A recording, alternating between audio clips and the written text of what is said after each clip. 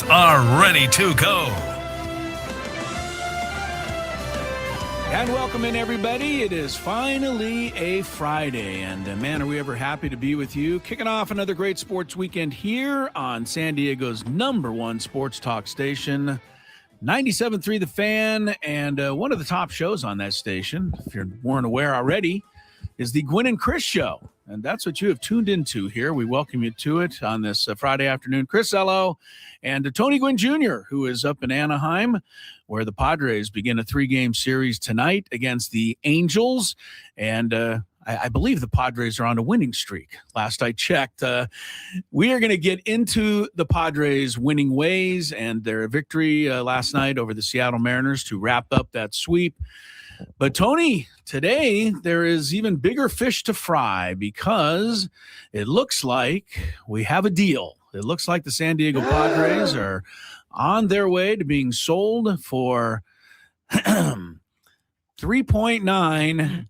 There we go, guys. You guys are all getting it now. $3.9 billion. Jose Feliciano and his group, the owners of, I believe it's Chelsea in the Premier League. Right. Yep. And now they are going to be the new owners of the San Diego Padres. So we welcome you to the program, Tony, and we welcome the Felicianos. We might as well try to start off on the right foot. Let's just say this is all allegedly. Yes, I understand. I know. It's being pretty widely reported, though. So we're not allegedly. I don't think we're sticking our neck out there too far. Tony, I think this is it'd be interesting month or two or maybe longer, but it's I'm glad it happened. Right, we needed this to happen. The first big domino has fallen. Yes, it has. I mean, I don't know if it's the first. I mean, it's the domino. It's right. Yeah. one. Right. Yeah. It's the domino. It's the 6-6 domino, the biggest one on the board. Yeah. Big 6 is what they call it in Bones. So big 6 on the board, and I mean, it's being reported 3.9. That exceeds what we saw earlier. Yeah, it's really. It's 1.5 more than what the Mets went for. More 1.5 billion more. I'm sorry, like 1.5 billion more. Yeah, Scraby, if you're going to do it, it's not a phone call. You got to get the wrist turned out. You're right. I did do that. Do the proper. I didn't mean for it. It just happened. People. You're making a phone call. You got to do this thing right, or Mike Myers is going to come over and deal with you. It's funny too, Scraby or Tony. You mentioned the reported numbers leading up to the sale. With all due respect to all of our great journalists out there who work so hard and track down all these stories, you guys only missed it by $0.9 billion. You're right there. You were close because people were saying $3 billion, I think, and 3.9 is a lot more than that. I think there was a major bidding war at the end, and it just went. And that's what made it go up. Maybe Barry Bloom said that there could be another round of what do you say? Another round of offers if the Seidlers had decided to say, "Hey, you guys are kind of close in price. We might want to see if anybody will up the ante." You want to go to 4, Billy? Do I hear 4? Yeah. This is insane how much money we're talking about. It's out, and I think the money is honestly in our minds. It's almost we can't even wrap our minds around that. So, I'm going to let them exchange all the finances. And I'm going to talk about, what this might mean to all of us. And I think that's what really is going to matter most to most of the people who are listening to this show.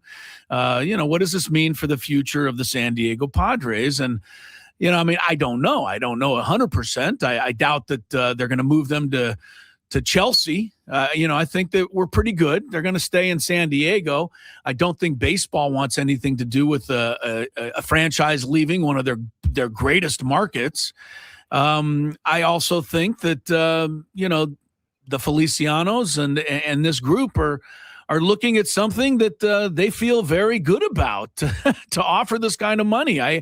I think, we as a fan base, we're not going to get rewarded for it necessarily, but we deserve a little of the credit for building this thing up and, making it the attractive franchise that it is, selling out 70 plus games last year and, I think of Larry Lucchino right now and building Petco Park and creating everything that is baseball in our community to allow something like this to happen, Tony.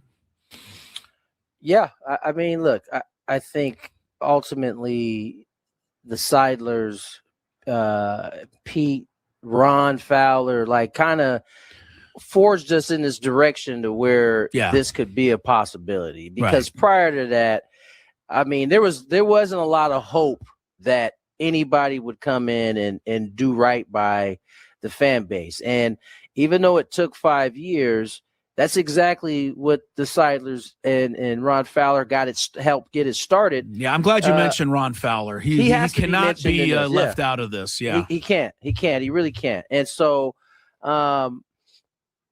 here we are. I mean, 3.9 Billy later. Billy, yeah. It's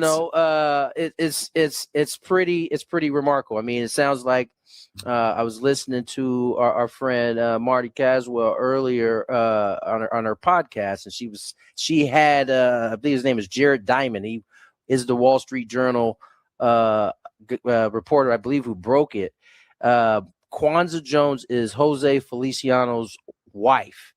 And it sounds like they're going to be equal partners in terms of the financial stability of this ball club. And so I know we know them from Chelsea, but it sounds like those two are.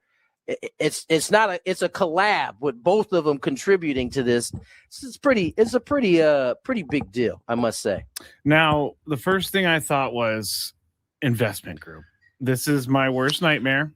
Why I didn't even think of that, because I don't even know. Yeah, I didn't even, because I feel like investment groups just have teams because it makes them money, not because they actually want the team. So you think they aren't? You're saying they're an investment group. They're doing this for a business transaction only. I am not saying that right now. You're worried about that. I have been, and I've said this for a long time. Now I'm going to have to see how they operate before I.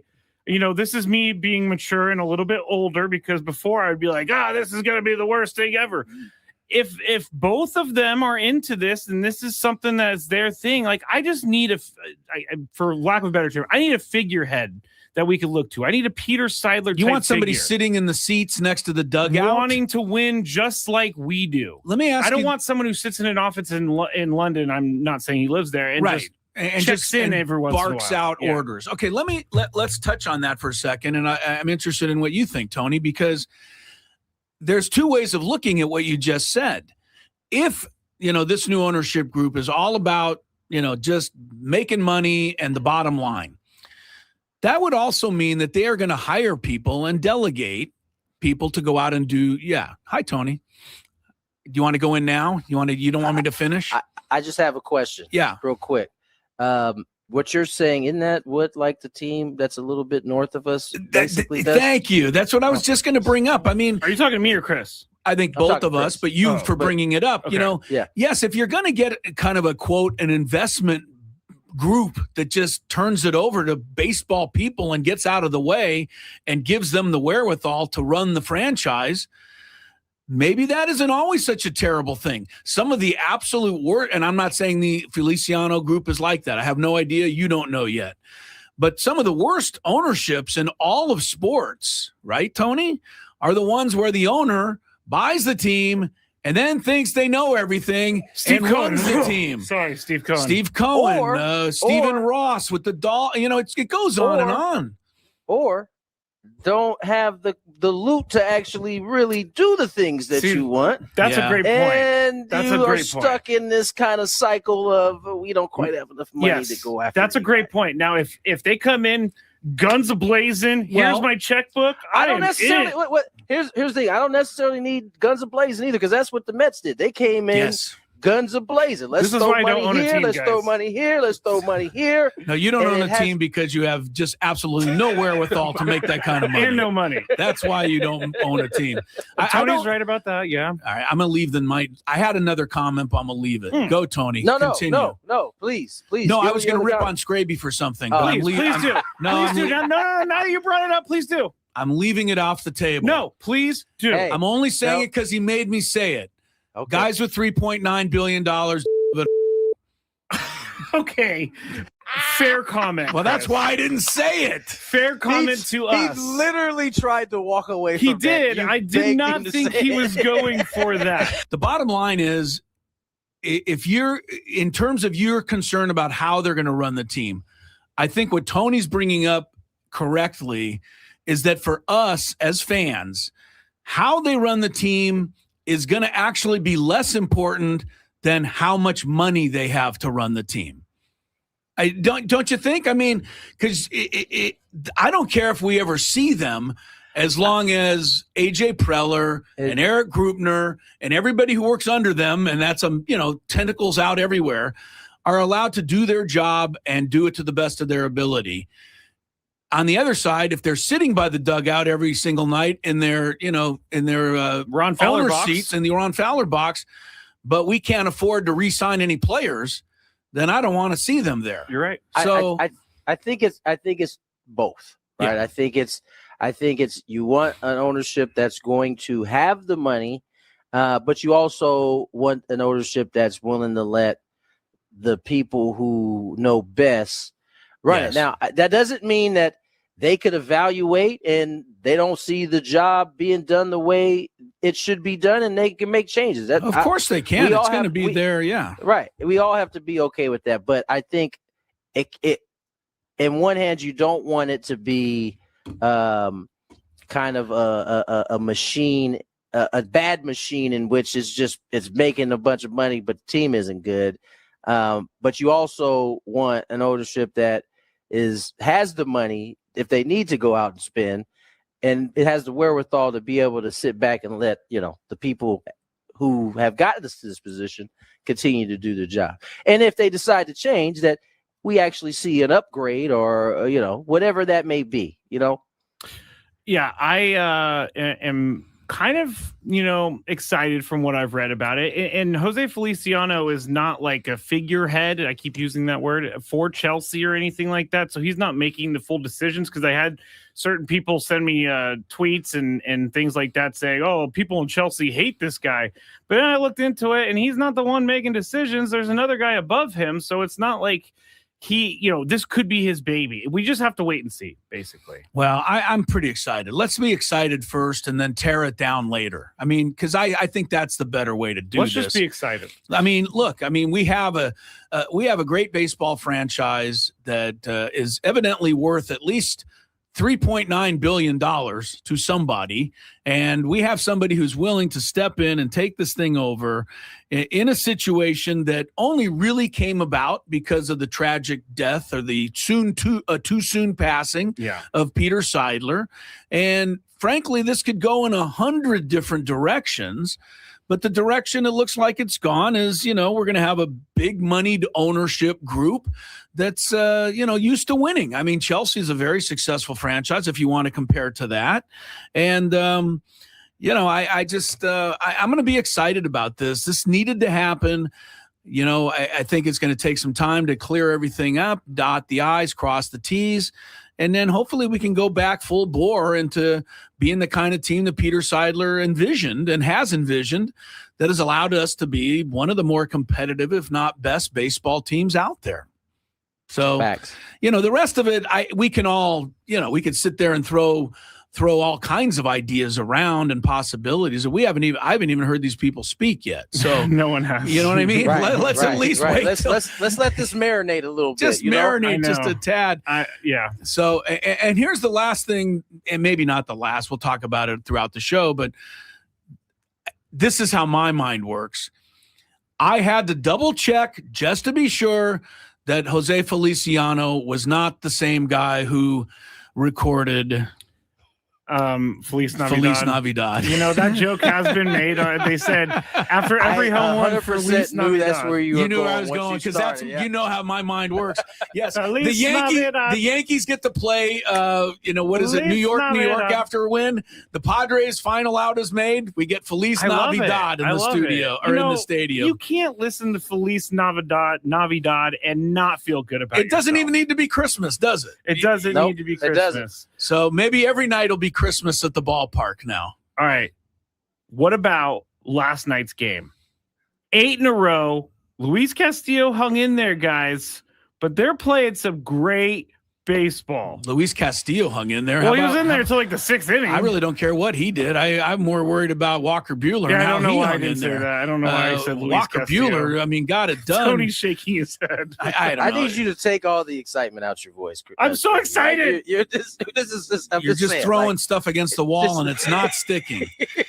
Walker Buehler opened the game with a walk and I believe a 3-0 count. And I thought, oh boy, this is not going to be great. He got out of that. The second time around the order, base hit. And I thought, okay, second time around the order, not been friendly to Walker Buehler. And he got around that. So I give him a lot of the credit for this victory last night. I know the bullpen is insane, and I want to get into this as we go along. Mason Miller deserves an hour all to himself, and I think that we could talk about that, and I'm really looking forward to it.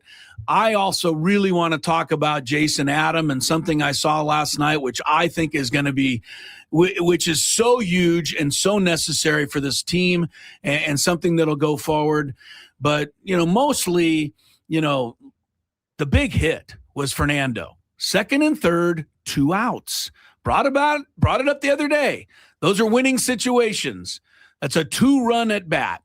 And it went from 2-0 to 4-0, and that was all she wrote, Tony. And 8 in a row is nice, and, I hope we can keep it going through all of this ownership change.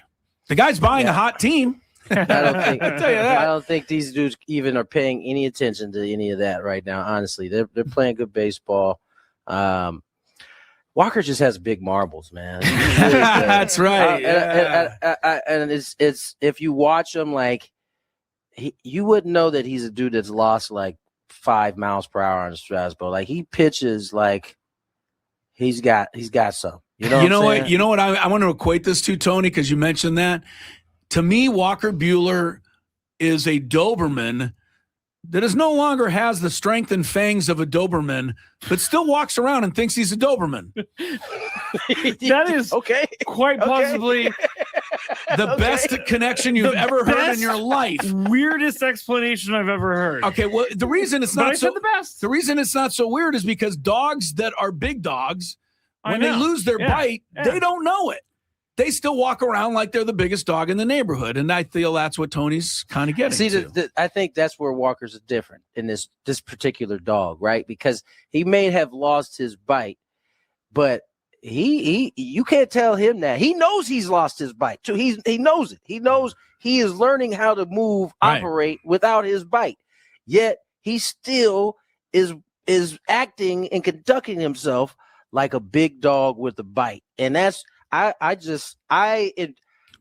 thought it was a matter of time. Matter of fact, he said in spring training, like straight up, like, don't worry, it's coming. I'm gonna get there. He's 100% said that to me walking into the clubhouse as we were talking. And here we are after a rocky start. All of a sudden that velocity came up. Another thing that's crazy to me, and this is where the new baseball is, like Ruben and Walker were almost both assuring all of us there's probably another 2-3 miles per hour in there we can probably get out of. I read it in the article. I heard him say it. And sure enough, 2-3 miles per hour. From 91, 92, he's been sitting 94, 95 these last couple games and has made, I think, a tremendous difference. He's using his fastball more. Remember how many breaking balls he threw through the first 3 starts? Like, it was almost exclusively breaking ball cutter, right? Now, I mean, he's using the knuckleball. I think he had 4 strikeouts on the knuckle curve last night.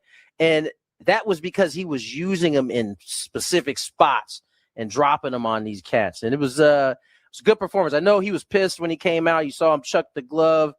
But still had 94 on that too, Tony. By the way, that is your 5th star, your 4th starter in this rotation. That's 4th. Right.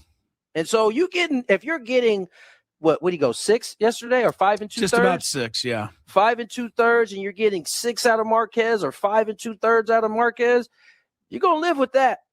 And how about not hardly ever giving up any runs? Buehler's now aside from not giving up the runs that go along with it. Yeah, that's a great game by Buehler. We're going to have him on the program. He's going to be our Friar Friday guest coming up in a little while. So stick around. We're going to talk to Walker Buehler. We're going to talk a lot more about this new ownership change throughout the program today, of course. When we come back, I don't know what else is left to say about Mason Miller, but I'm going to try to think of something, and we'll get the show rolling. We got our countdown later on. We got all the rest of our Friday stuff. Welcome to it, Gwynn and Chris on 97.3 The Fan. We all hear the radio ads about the IRS. They tell you to be afraid, to be scared, and they try to frighten you into calling. I'm not here to do that. Tax Relief Advocates is different.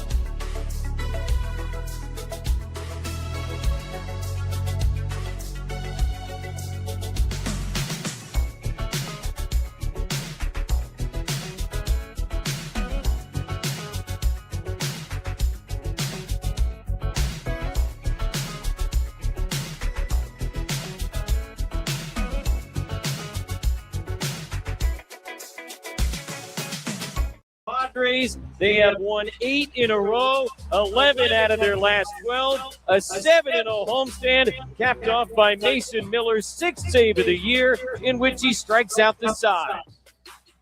Strikes out the side. I don't think those guys lifted the bat off their shoulders. It's just unbelievable. Welcome back to Gwynn and Chris.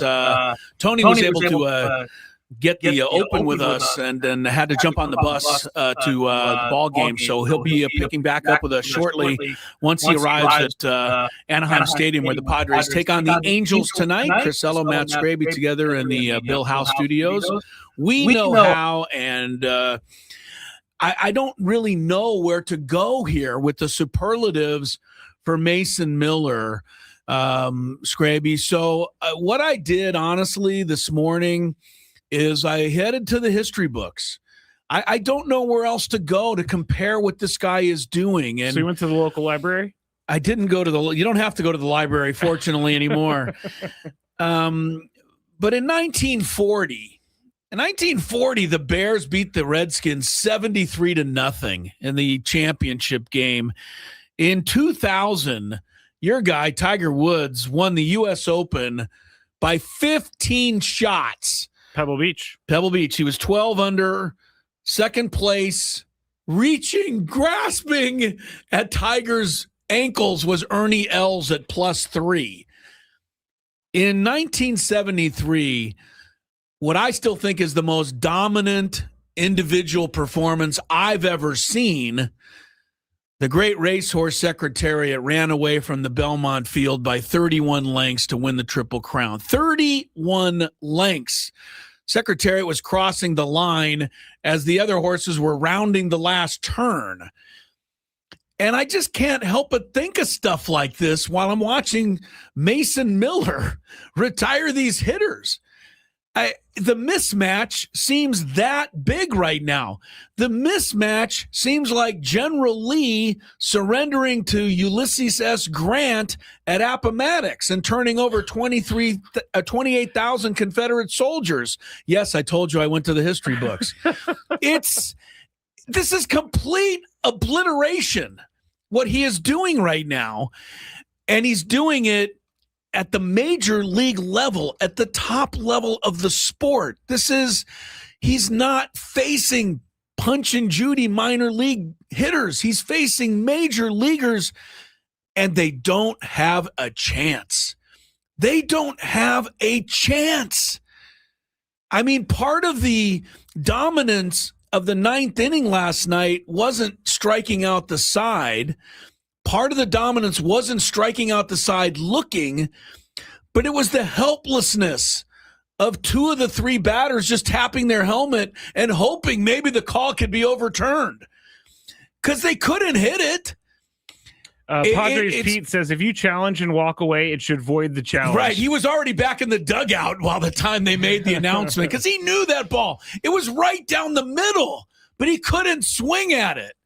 I mean, I am so excited by it. I was on a high, just driving home from the game. And when I got home and, sometimes like Lori is a fan of baseball and, did they win?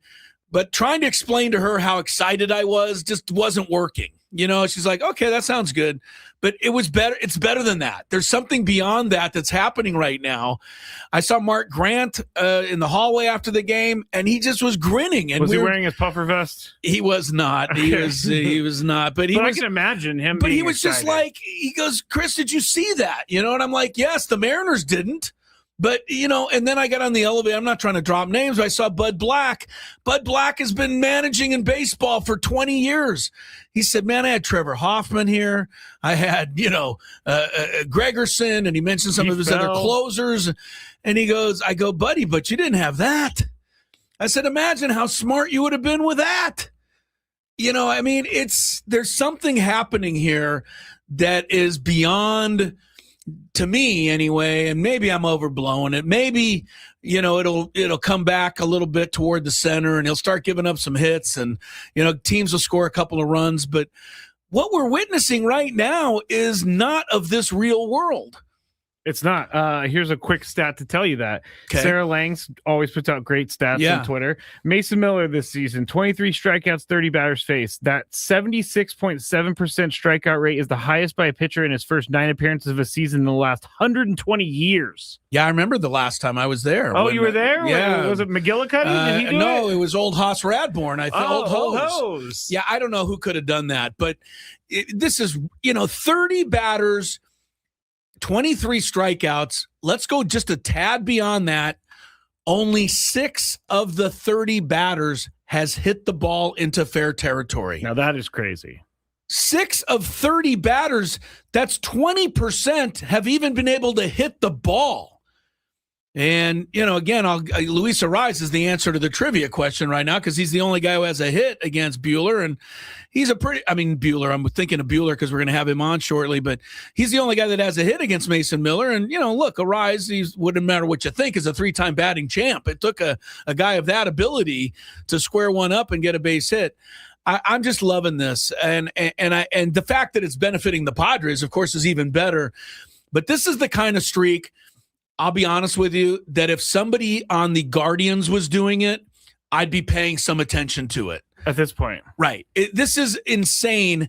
And Frank and I were sitting there last night watching the end of the game and, name dropper. Yeah, right. Frank. Out of all the names you dropped, that's the one. Big Frank. But he mentioned it. He goes, they tune in on MLB Network when Aaron Judge comes up with the bases loaded. They got to start tuning in when Mason Miller comes into the game. You got to start showing everybody what's happening here. This is historical, what he's doing, and I don't know if it can last. It's still April, but I'm really enjoying. This is incredible. It is. It really, honestly is.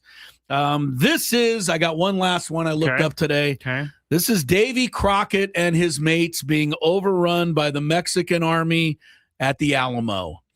Look it up if you want to see how bad that slaughter was.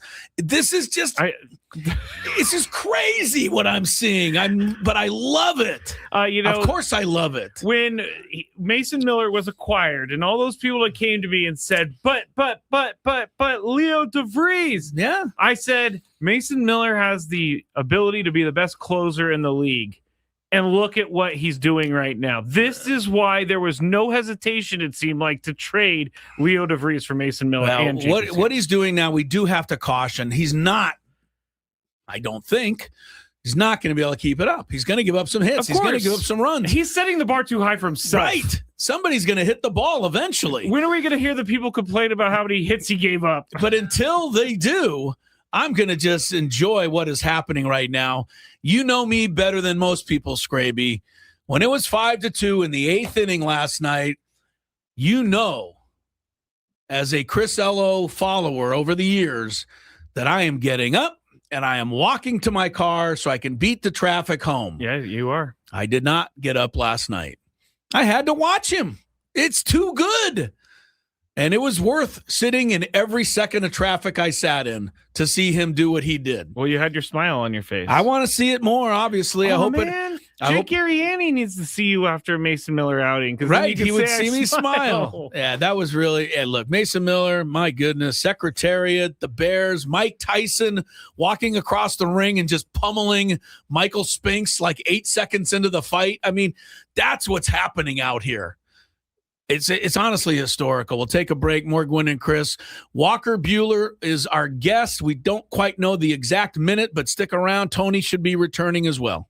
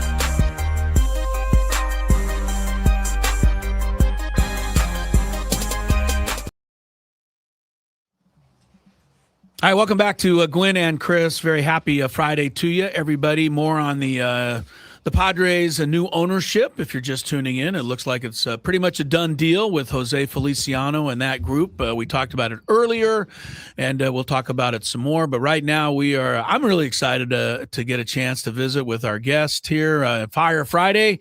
Joining the program for the first time is Walker Buehler. And Walker, thanks so much for being here. And after beating the Padres so many times as a Dodger in your career, we all thank you for picking up your first win as a Padre last night. So it was nice. I'm sure you're happy to get that one as well. No, obviously, a good step in the right direction of, new team, new organization, trying to kind of be one of the guys, and to go out and pitch well, I think is the first step in that direction. And so, obviously exciting. Walker, we went into, when you got to spring training, you talked a lot about, pitching through some of the pain that you had to pitch through and really not really feeling normal until right before spring training. Just talk about that process this offseason, having to kind of try to fix whatever needed to be fixed from a mechanical standpoint, but in terms of health, pitching through kind of the pain part to get to this position you're in today. Yeah, I mean, I think, I've had the surgery twice, and once the rehab was super fast and efficient and easy and came back better than before. And the second one just didn't kind of work out that way. And, for going on 2 years, going on 3 years now, I've kind of had a lot of elbow pain, and, it changes the way you throw the ball. It changes the way everything feels. And, I think when you've had some success and you want to keep trying to recreate that, you try and make everything feel the same. And, when your body's not the same, those feels don't always work. So, to kind of get the elbow resolved, I had a few really good people in Arizona for the off season that helped me and got my elbow to a lot better spot. And then obviously the coaching staff here has done some things with some drill work and some ways to think about things that have kind of unlocked it. And, the velocity is a little bit back, and the command is improving. So, I think it at least gives me a chance to feel like I can go out there and help us win games. There's no question. Walker Buehler, one of the great competitors I think we've seen in Major League Baseball. When it comes to a guy in the middle of the diamond there holding that baseball, it's nice to have you on our side, Walker. And I try to ask questions that, some maybe you haven't always gotten before, but it's almost impossible to ignore your incredible competitiveness and your streak of, being there and just fighting for everything. And kind of give us, if you can, a little idea where some of that might have been born from, and how you've kind of worked with that during your career, and maybe how you've even tried to harness some of it so that it doesn't get the best of you at times. Yeah, I mean, to be fair, I think when I was a kid, I was always pretty small, and so you're always looking for an edge, and for me, I think that was being competitive, and Vanderbilt whereas like college was hyper competitive and big recruiting classes, and that was kind of expected. I think we had 25 guys or 30 guys or however many guys you have on a college team these days, but all of us were competing for exposure and time on the field, and there was a standard in terms of how we went about competing. And so I think there's a little bit of the natural kind of inclination to be like that, as well as kind of learning, how that can be done the right way, and do it mentally where you're still clear and kind of still giving yourself a chance to win, as opposed to kind of spiraling out of control. And it's definitely, I don't want to say it's hurt me in the past, but it definitely gets in the way at times. And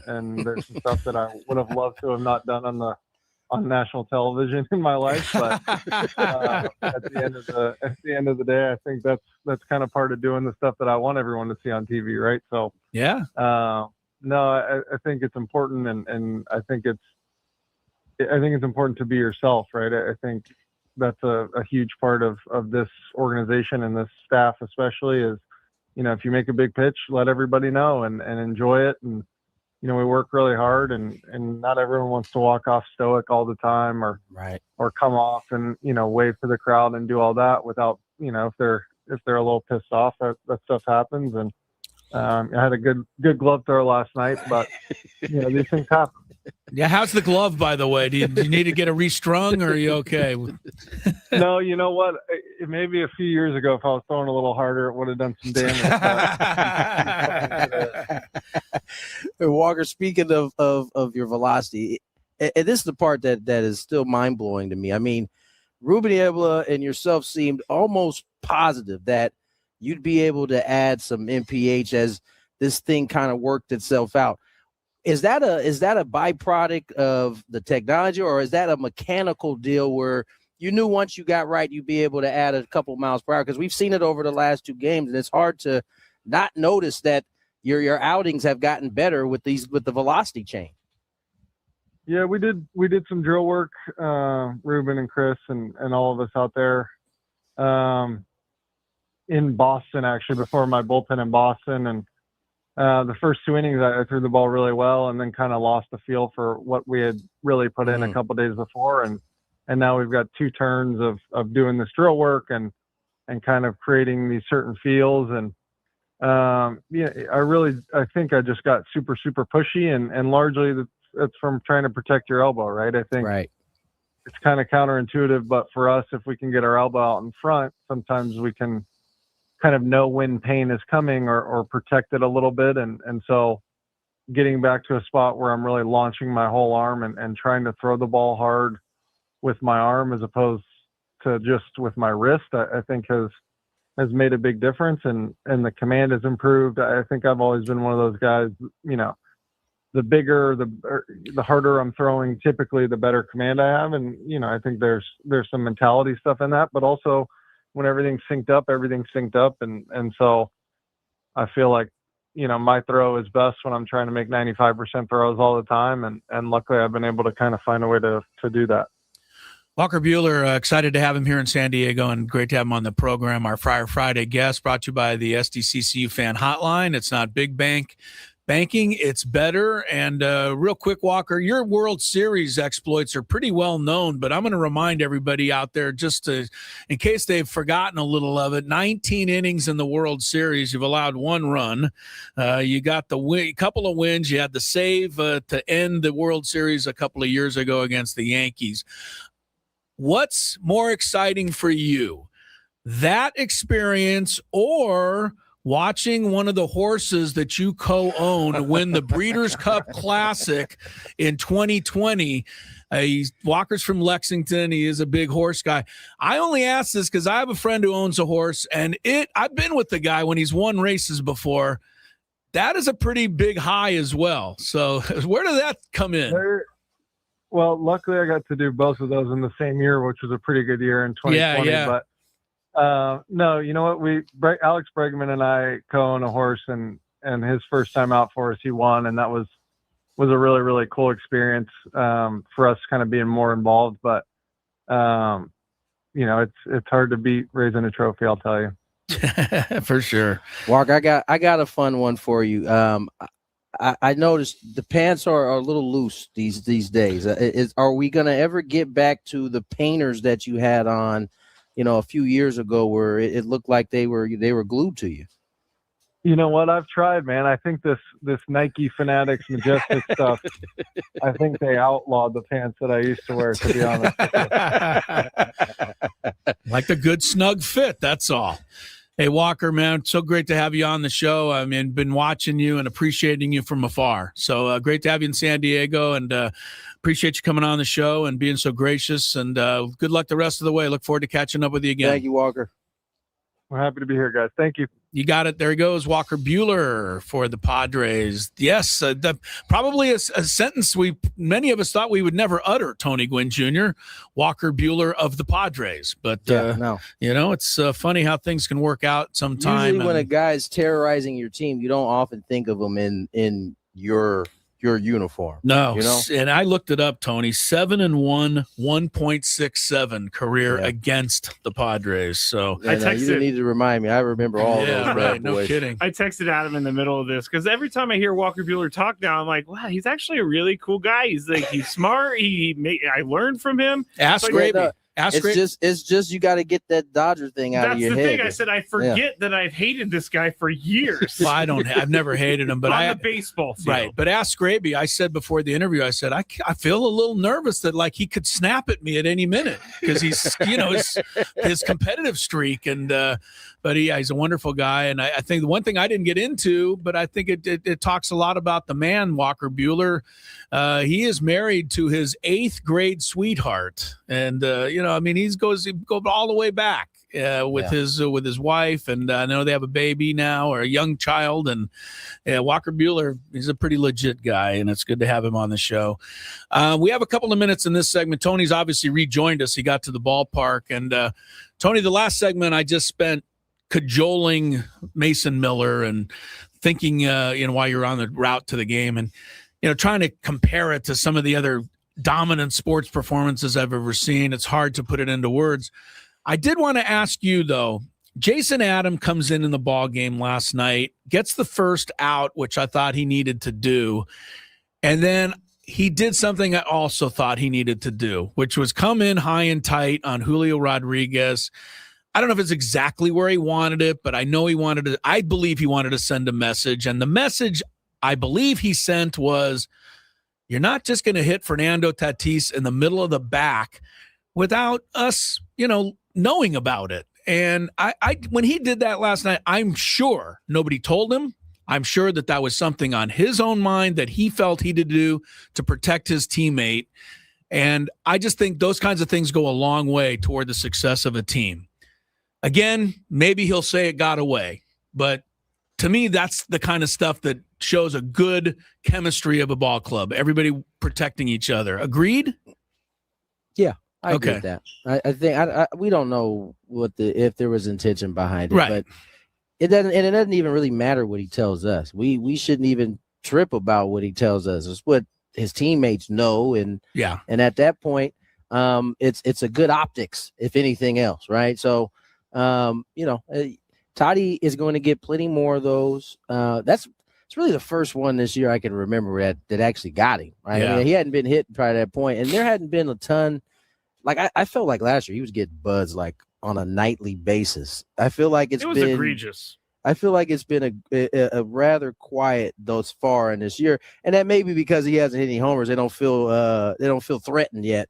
Maybe as he starts to do that, we'll start seeing more buzzing of the tower. But I agree. I think that's the game. That's the kind of the game that within the game. Right? Yeah.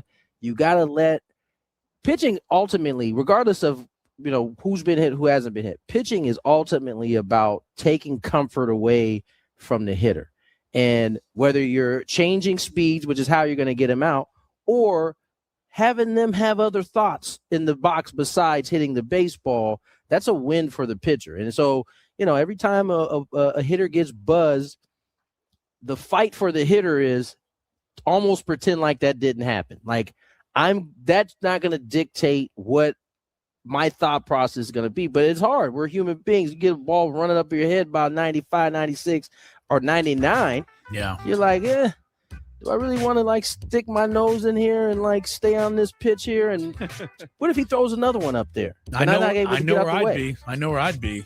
Yeah. Where So, would you know, be? I'd be standing outside the batter's box for the next pitch. The ump would be like, you're going to have to move up a little bit here, pal. That is exact, but that's how it's supposed to be. Yeah. And so it was nice to see, and everybody moves on. Just Right. Keep the moving. Mariners didn't have an issue with it either. They know what's going on, but I really think that, you know, that's the thing where Fernando probably at some point says, hey, man, appreciate that. Jason Adams says, I got your back. And, you know, on we go. But that's a good thing to have for your ball club. All right. Padres have won 8 in a row. Mets have now lost 9 in a row. They got crushed again today by the Cubs, 12-4. We got hour number 2 of Gwynn and Chris coming up.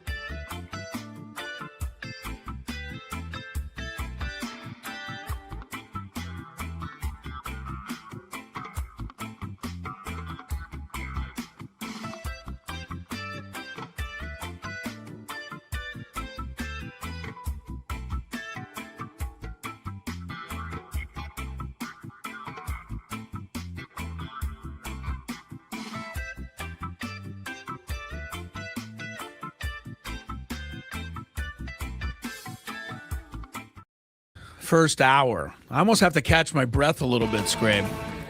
I mean, we got a couple of references to Appomattox in there. We got Davy Crockett in the Alamo. We got Civil War. I think that was your first reference. Well, that was Appomattox. But yes, we got our visit with Walker Buehler. If you missed it, he's a pretty good guy. He's a nice guy. Yes. There's a bulletin for many people who think he's just a hothead.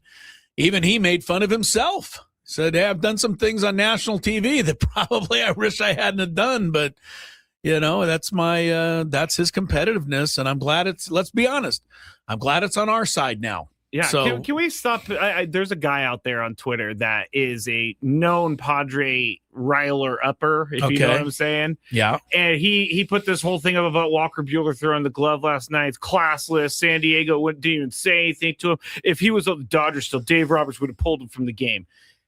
Not going to happen, sir. Well, first of all, he was already out of the game. So I don't know that Dave Roberts could have pulled him out of the game. But he was like saying that the Padres are a bad franchise for letting this happen. I've thrown my glove before, and I think it's many Dodgers have too. Okay? And you know what? But also understand that in the back of most dugouts, when you walk the walkway toward the clubhouse, in most club locker rooms in baseball, home and away, you will see a punching bag hanging there. Is that right? Yes. And you might say, what do they have a punching bag there for? Because they'd rather the people punch that than something else. Yeah. Many pitchers have torn apart clubhouses and bathrooms after starts. Doesn't mean it's okay or whatever, but I appreciate competitiveness. And if you have competitiveness, every now and again, it's probably going to get the best of you. And that's what Walker said. So, and you know what? I'm okay with him throwing his glove because that's his own personal property. He did not go into the TV room like Chris Sale and take down a flat screen TV because. Or remember what was it? Kyle Freeland with the bat, banging it up against the light in the dugout, and then just walked away. Everywhere. There was a mess everywhere, and he just walks away. I'm fine with him throwing his glove. No one was in the way. It was fine. As he said, if he threw hard like he used to, he would have done a little more damage. See? He's a self-deprecating guy. I liked Walker Buehler. He's also I mentioned the horse racing thing because he was part owner of a horse that the name of the horse was Authentic. And it was Bob Baffert horse, and they won the 2020 Breeders' Cup Classic. That's kind of the World Series of horse racing. So he won that the same year he won his first World Series with the Dodgers. That's what he was referring to. But I knew he was good in the World Series until I looked it up. 19 innings, 1 run. That's an 0.47 career ERA in the World Series. That will get the job done. Dave Roberts knew what he was doing when he brought Walker Buehler in to get the final 3 outs against the Yankees. Now that we know him, he's probably the most competitive guy on the team. I don't think we'll have to do that here in San Diego. If we get to the final 3 outs of the World Series, we may have our guy. Yeah. Mason Miller, incredible again last night. Padres beat the Mariners 5-2, and the win streak is at 8. And don't look now, but this might be the best pitcher they face all year tonight. And that's saying something because they've already faced Skubal, and they've already faced Valdez, and they've already seen some other, big name guys.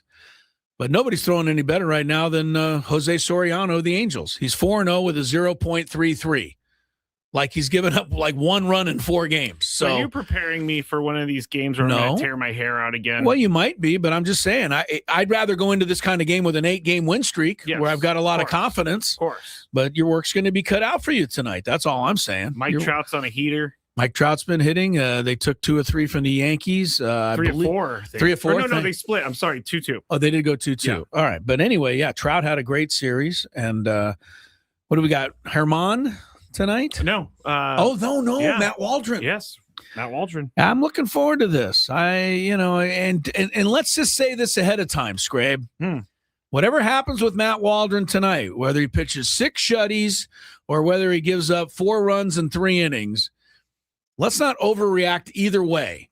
Whatever he does tonight doesn't mean it's going to be the way he does every outing the rest of the time. Yeah, So, I know everybody's going to say, oh, no, that was bad. Waldron's not the guy.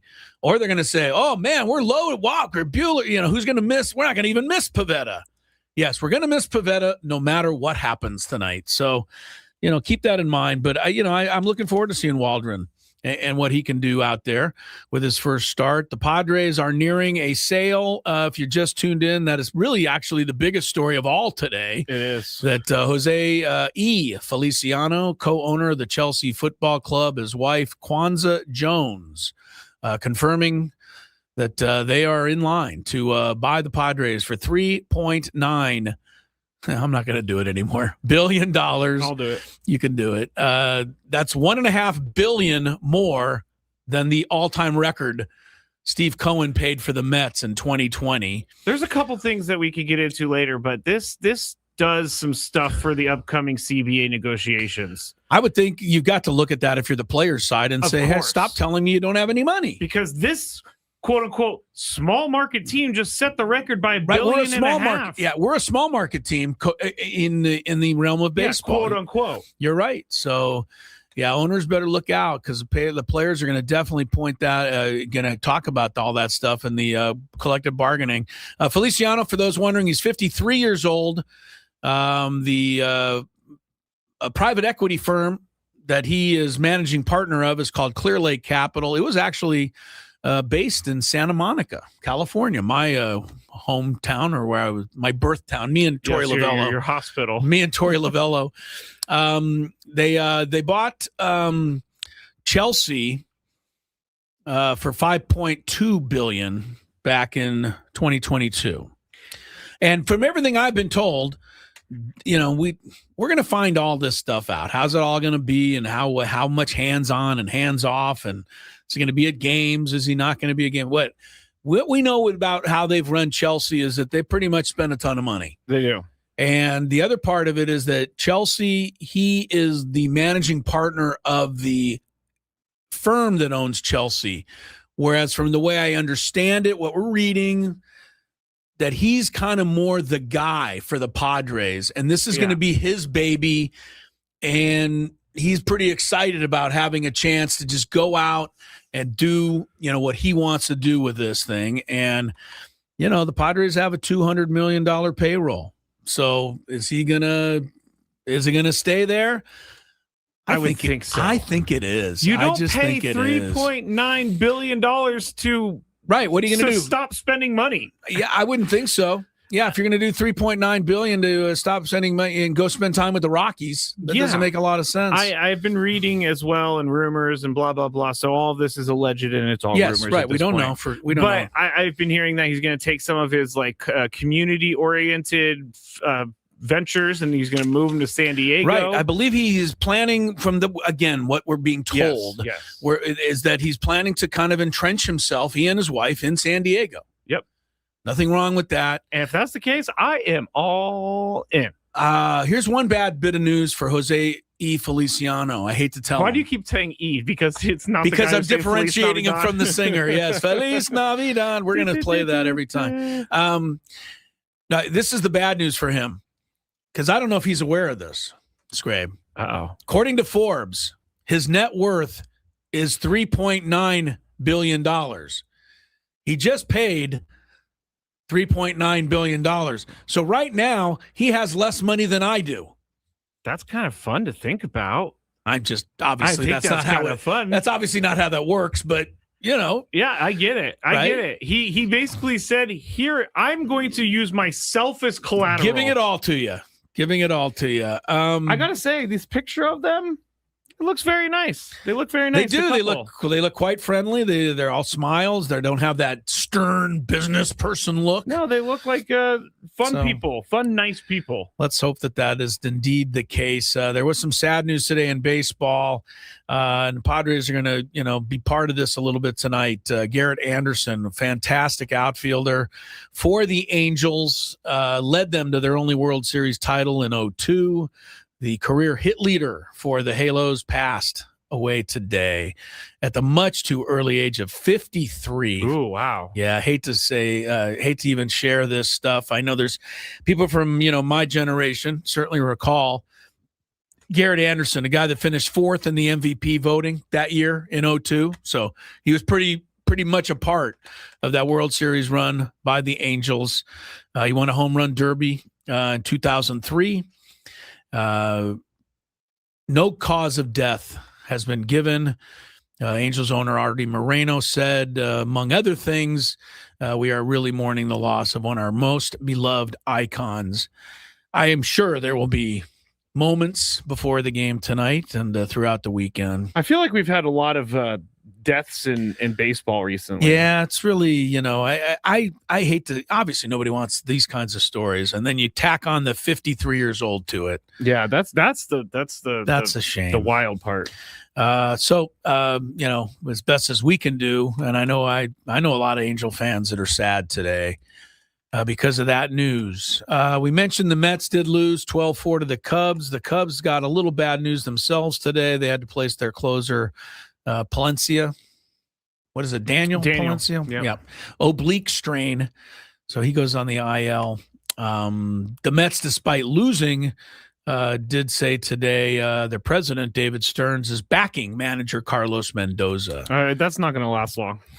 He did Usually, this last year. Usually that's the last thing they do before they fire you is they back you. Yeah, the dreaded vote of confidence. Again, I'm going to give a little bit of credit. A little bit of whatever. Soto's out. That matters. We got an injury for Jorge Polanco. He's got an MRI on his right wrist, and he could be gone for a while. So they got some injuries, but when you pay top dollar for Bichette, and you get the pitcher Peralta, and you get the closer Devin Williams, and who else did they get? They spent an insane amount of money. They did. To make sure they didn't miss the playoffs again this year. They also gave a bunch of money. Could I sang a few years ago? Yeah, they're in last place in the National League right now. They're behind everybody. All right, we're going to take a timeout. We come back. Daily Gambit is headed your way. You won't believe the Lakers' odds tomorrow against Houston in the first round of the playoffs. It is a record-setting number. We'll explain as Gwynn and Chris rolls on after traffic. From the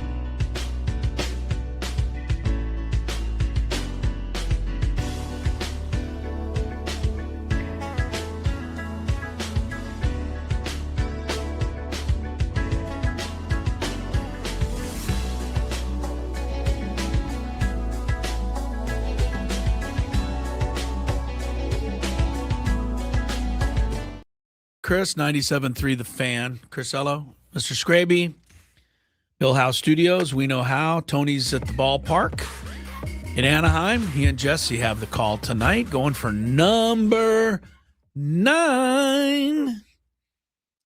That was actually a song.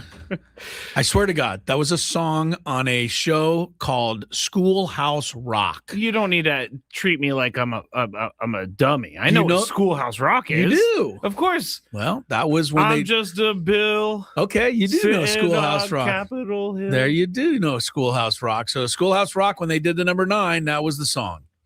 It's always stuck with me. Padre lineup for the game tonight is out. Yes, Ramon Laureano is out. Not out injured, just not getting it. He's getting a night off. Every time they take him out, I'm like, why? Keep him in there. He's hot. It is. But I don't doubt that. Not my call. Go ahead, Scraby, with the lineup. Leading off for the San Diego Padres, Jake Cronenworth playing second base. Batting second, Fernando Tatis Jr. playing right field. Jackson Merrill batting third, playing center field. Manny Machado playing third, batting cleanup. Xander Bogaerts batting fifth, playing shortstop. Gavin Sheets left field, batting sixth.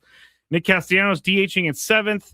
Ty France first base eighth. Luis Campusano catching for Matt Waldron. Last night, one quick thing before we get to the gambit. I think it was the 8th inning. Cronenworth had one last at bat there.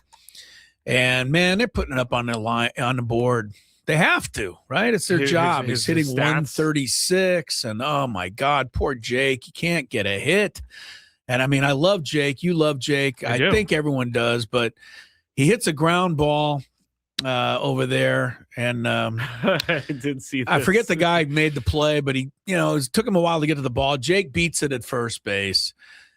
And you could just see the glee on his face and the relief. He went, safe. Oh, finally. Yeah, he did. I saw that. Yeah, and I just appreciate that personality that Jake brings. He gets it. He also knows he's not going to be hitting 148 forever.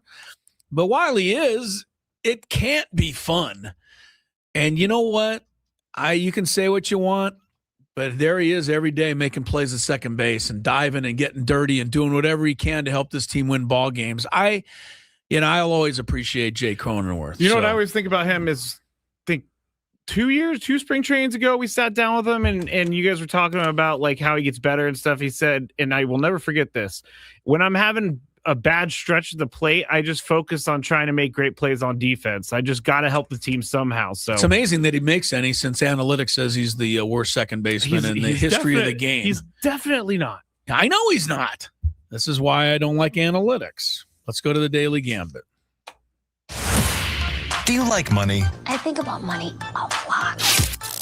Do you like money without doing anything?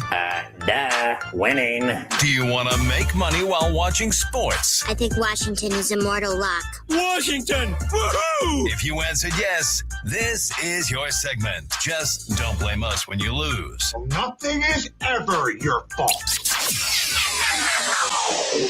It's your game. Take it. Gwynn and Chris go through the top bets of the day in The Daily Gambit on 97.3 The Fan. Daily Gambit is our daily sports betting segment here on Gwynn and Chris. Please, everybody, gamble responsibly. Chris and I are broadcasting live from the Bill House Studios, where we know how. Last night, Mariners -1.5. For some reason, the Mariners were favored in every single game of the series. And we bet on the Padres every game, and we won them all. And we won them all because the Padres won 5-2 last night. Over under 8.5 total runs of the game. You went under, I went over. I have not been great at this week. They had a total of 7, so it was under. Castillo or Buehler, who had more strikeouts? Both of us went Buehler. Castillo was 3, but he also had a spread of -1. Yeah. Buehler had 7. So he wins that one, and we win that one. Total bases, Cal Raleigh or Manny Machado. We both said Manny. Both of them had 2 bases. So push. It was a push. Morale hit a deep one last night off Jason Adam that went foul, but it almost made the upper deck down the right field line. Like, I was like, wow. It reminds you how far these guys can hit a baseball sometimes. The effortless power is what really surprises me every time. He annihilated that one, but it was foul, luckily. Okay, so the next one, I forget what we did here, honestly. Tell me what it is. It was the Kings and Nashville and the Ducks. we just did both games. Kings ended up losing. Yes. Ducks ended up winning. So the Ducks ended up getting the third place. So the Kings will not play Edmonton again. This year, the Kings. Yeah, that's right. Okay, yeah. That's why we did it. Yeah. The Kings end up having to go to Colorado now, which isn't exactly better. The Ducks will play Edmonton this year in the Stanley Cup playoffs. All right, I'm 18-11 this week. You're 14-15, so you got to make up ground in a hurry. It's not been great. Tonight, NBA elimination game. Charlotte, 3.5 at Orlando. I think that's a fugazi. I like Charlotte too, but Orlando's a better team. They're at home and they're getting points. I think that's a win-win for everything. I'm going to take Orlando. Unless somebody got hurt for Orlando that I didn't know about the other night. I don't understand the spread, frankly. I'm going to go with Charlotte. But you're going to take Charlotte just figuring they know something. Yeah, they got to know something. All right. Phoenix at home, 2.5 over the Warriors. This was elimination as well. And apparently Dylan the villain has come out and called out Steph Curry or something. I didn't see exactly what he said. Trash talking before the game here? Yep. Dylan the villain is just hilarious. I mean, I used to dislike him only. Now I almost find him kind of comical out there. He is kind of comical. And he's a pretty good player if he would just play, but he can't help himself. And I see no reason to call out Steph Curry, a champion player himself. You going to take Phoenix? I'm trying to read what he said, but I know I can't find it either. But he was talking trash. He wants the Warriors. He wanted to play the Warriors. Oh, he was hoping? Yes, okay. He was hoping to play the Warriors. Okay. Well, you don't need to tell everybody. Well, yeah, when you say stuff like that, you risk losing. I think you risk losing anyway. I'm taking the Warriors, even though it's not my turn. I'm going to go Warriors. I'm believing in Steph Curry and Draymond Green. Steve Kerr said he's the best defensive player he's ever seen. Steve Kerr played with Scottie Pippen and Michael Jordan and David Robinson and Tim Duncan. Maybe he's blowing a little smoke, but Draymond Green is that good when he puts his mind to it. Curry versus Booker tonight. Points. Steph or Devin Booker of Phoenix, you're up. I'm going to go Booker. Steph. You're going to go Steph. He had a heater the other night. He had 35, I think. And he had 7 threes. I'm going to go Booker. I think Devin Booker's going to go off tonight, but Steph will find a way to win the game. In the other game, LaMelo Ball -1 or Paolo Banchero. The thing with Ball and the Charlotte Hornets, because I hadn't watched them much until the other night, they honestly don't play any basketball at all. All they do is come across and chuck threes. They shot 56 threes the other night, and most of them, they just not even looking at the basket. They just put it up. I don't care for that. So I'm going to go Banchero here, even though LaMelo is going to make his share. I'm going to go LaMelo. You're going to take LaMelo. Okay. You know what? I'm impressed by that guy. Yeah, I'm impressed too, but too many threes. He's also he also causes a lot of problems for himself as well. So he didn't help himself any with the pulling down of Adebayo the other night. Saturday, that's tomorrow. Obviously, Rockets 5.5 at the Lakers. The reason this is a record, this is the largest spread for a visiting team in a playoff series on the road in game 1 ever. Wow, that's a lot. Understand that the home game in game 1, they have a better record. They're a better team normally. Yeah. So they're going to be favored, not underdog by 5.5. Nobody believes in the Lakers, though, right now. What do you think? Scrape? Yeah, I don't believe in them either. You don't? You're taking Houston? Yeah. I'm going to take the Lakers. 5.5 at home. It's too much to pass up. LeBron -1, KD. That's tough because LeBron has to score a lot, but I'll take KD because I can't root for LeBron. I'm going to go KD as well. KD. Angels 1.5 over the Padres tonight. We're underdog again. 4th game in a row. We're underdog. Do the odds I know that the odds makers know what they're doing, but do they? I don't know. We couldn't have won 8 in a row. We couldn't be any hotter. Is it Matt Waldron on the mound that did it? I don't know. No, I think Soriano being hot. I'm saying, did they not believe in the Padres? No, I think they believe. I think they're doing the spread because of Soriano. I'm still going Padres. I am too. Till further notice. See no reason to change. Dodgers are at Colorado tonight and this weekend. So if you're expecting any help, we're probably not going to get any. 9.5 runs is the over-under. The Dodgers may have that by the third inning. I'll take the over. Yeah, I'll take the over as well. Okay, we go. What is this one? Sometimes I can't read my own writing. Jose Soriano, the pitcher tonight. Like I said, the hottest in baseball. 9.5 for his over-under, and it's hits, walks, and earned runs. So he'd have to give up 5 hits, 3 walks, 2 earned runs, or something like that to get over 9.5. I mean, the guy's ERA is .33. Yes, he's not giving up a lot. I'm going to say tonight's tonight. I'm just going to go. I cannot bet against the Padres on this win streak. The way they're going to go over. Padres may have to win 1-0 tonight. I'm going to say under. And Trout versus Tatis. Kind of a fun battle. Runs, hits, RBIs. Trout's been hot, but Tatis keeps hitting missiles.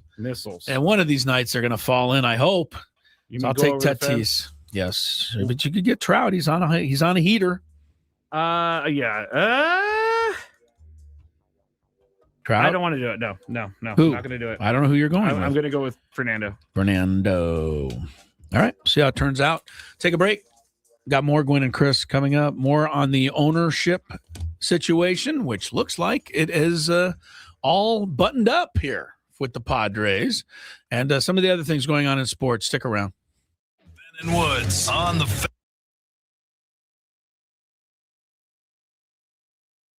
Tony, much you care more. to, Tony, I don't know where Tony went. Because Tony, I see the corner of his room. Oh, well, hopefully he'll be back shortly. Harbaugh. I'm not sure where he went. I might text him to see if he's okay here in a second. Hope he didn't. Yeah. Did you think he fell in the shower or something? I hope he didn't meet with foul play. You think he met with foul play in our commercial break? I don't know. I mean, he is in New York City. So. He's in New York City. It could be, you never know.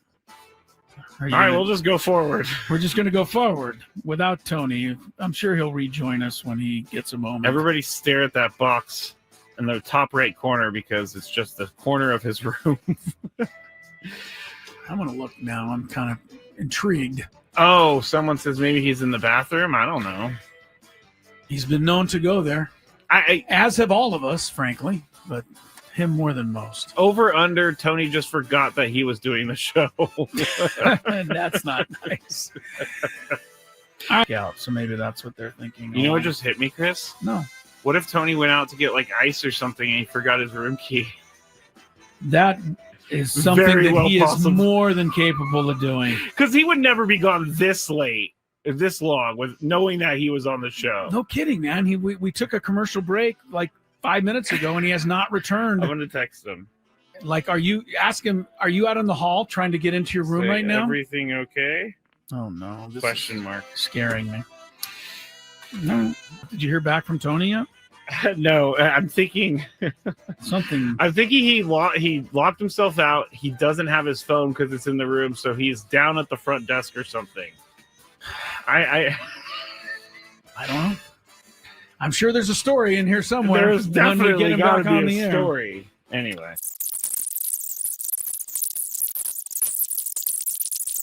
I was very concerned about Tony, and I took him off the screen because he's not back. I guarantee you he got locked out of his room.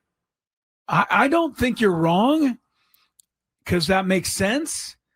But how far away is the lobby? Of course, the New York hotel, it could be one of those ones where you got to wait a while to get up to the... And he's just sitting in line. I don't know why I find this so funny, but it is. Well, it's funny if he comes back with a funny story. Yeah, like it's I locked myself out. It's not funny if he fell and hit his head somewhere and we don't know where he is. That's not funny. Of course, that's not funny. He's obviously not with his phone because he hasn't gotten back to us.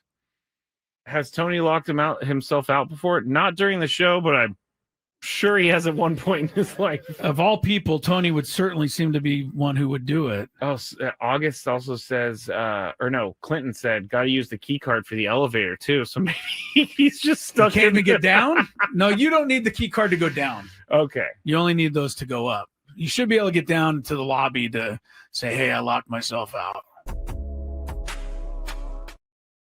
In New York City, but if we do, can you go to the Padre Hotel and knock on Tony's door? We don't know where he is still. Yeah, Still hasn't come back.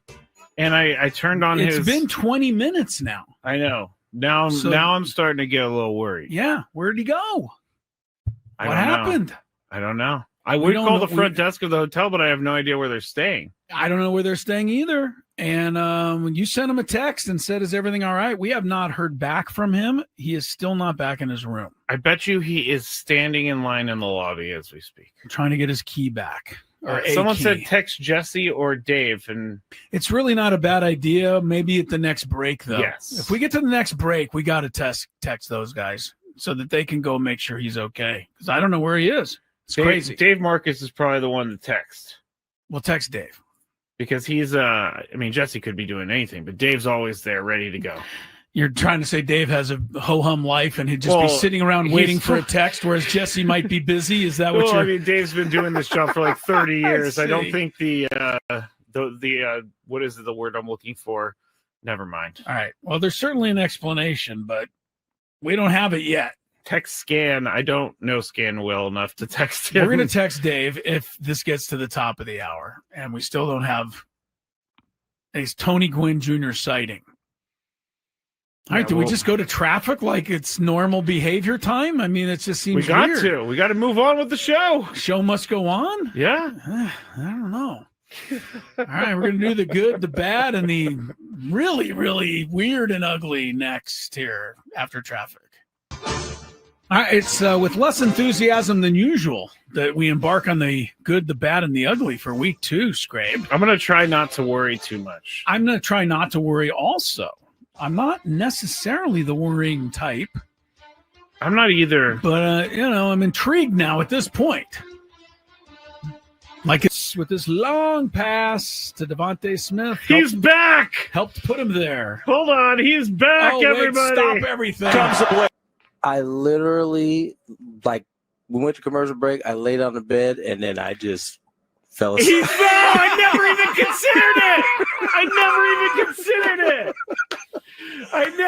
considered it. I Finally, a Friday. Padres rolling.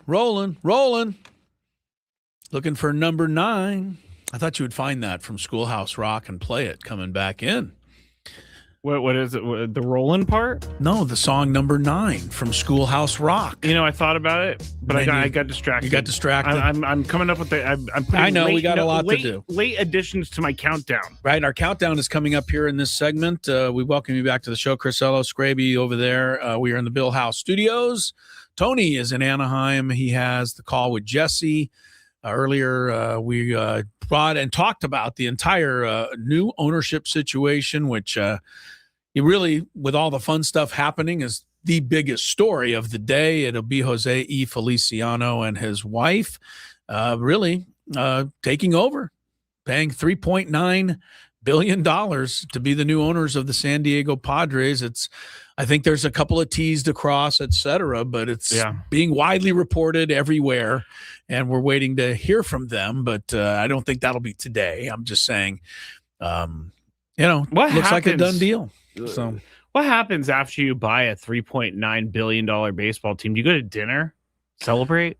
In and out. Burger. Okay. Yeah. Why go expensive? I told you the guy's only worth $3.9 billion himself. So he's going to be rubbing nickels together. I guess so. Yeah. No, he's going to have a lot of money to spend, and he does that with his soccer franchise, Chelsea. And we are hopeful that it'll be similar here. And can I say, I saw something on the chat that said, "Are we now going to have to pay for Chelsea's things?" I don't know. What do you mean? Because I've been warning about this capital investment group type of ownership where in Boston, Fenway Sports Group, they own a Premier League team. The money made by the Red Sox is pooled into helping that Premier League team. We don't know, but it doesn't seem that way at the moment. I can't help you with any of those concerns. And you know what? They're fair. If you want to have the concerns, I think they're fair. But as I said earlier, I'm going to kind of be happy now, and then I'll start tearing it down as we go along. That's kind of the American way, Chris. That's going to be my approach. All right, let's get to some traffic. And today's countdown, I think, is a fun one. So it's coming up here. From the 855 Get Ross Traffic Center. Injured? Demand justice. Demand Jurowitz. 855-GetRoss.com. Here's Sue Allard. Caltrans Asset Management reminds you that work continues this weekend on southbound 805. We have a debris spill on the northbound side of the 805 right at Balboa Avenue, and it takes out the right lane and then loaded up on the 8 East at Hotel Circle with another accident. The right lane is blocked.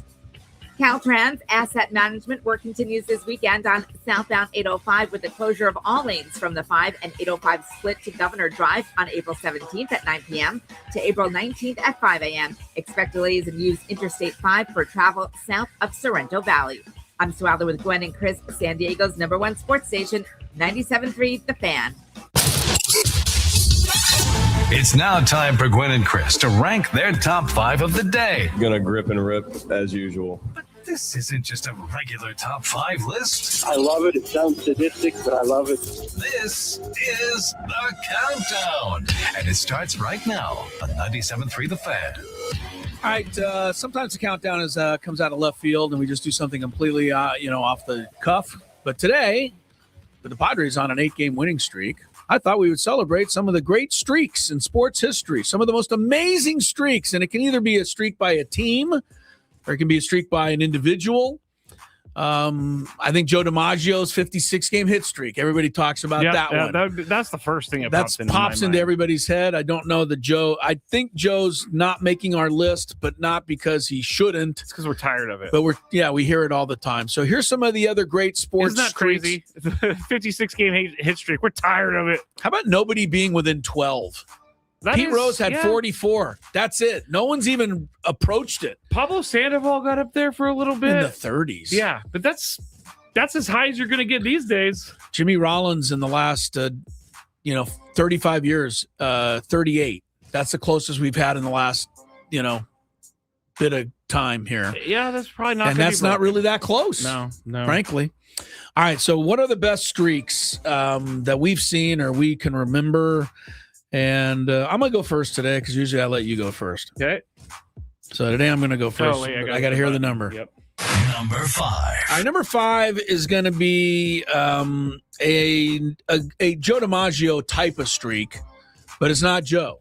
It's one that's never talked about, and maybe it should be talked about more. Wayne Gretzky once scored a point, which is either a goal or an assist, in 51 straight NHL games.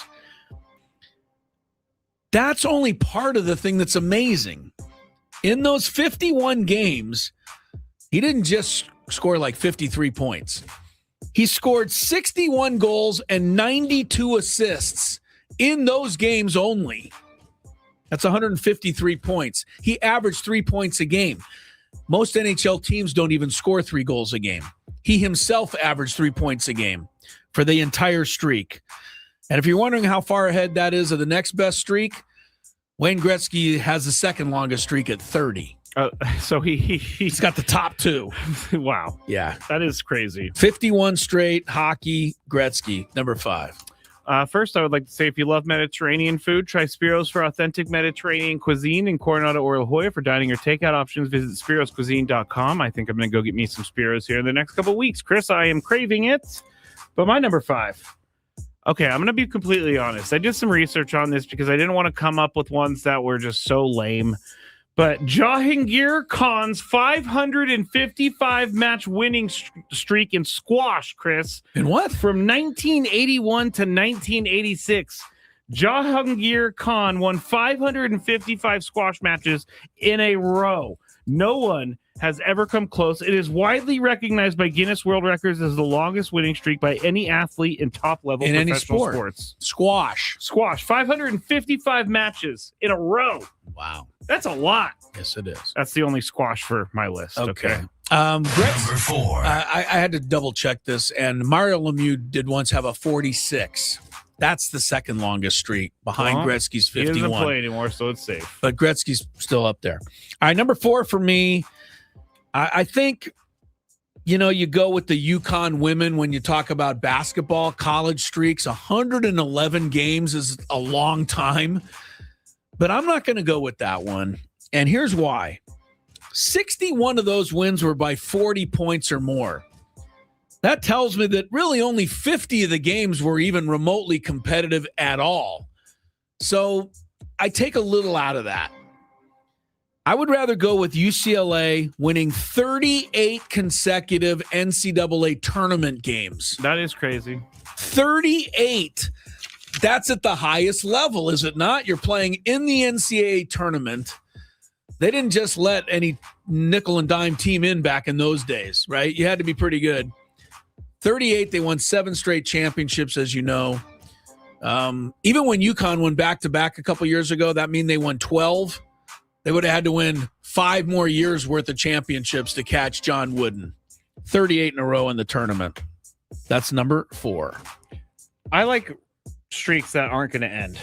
That's probably. Oh, you mean that aren't going to be broken? Yeah. That one's pretty hard to be. In this day and age, can you imagine some team winning 6 straight NCAA tournaments? Probably not. No, I cannot. I can't think it's going to happen. This is something I don't think will ever happen again either. Okay. The Boston Celtics 8 consecutive NBA championships from 1959 and 1966. That's good. That is a lot of championships in a row, and that will never happen again.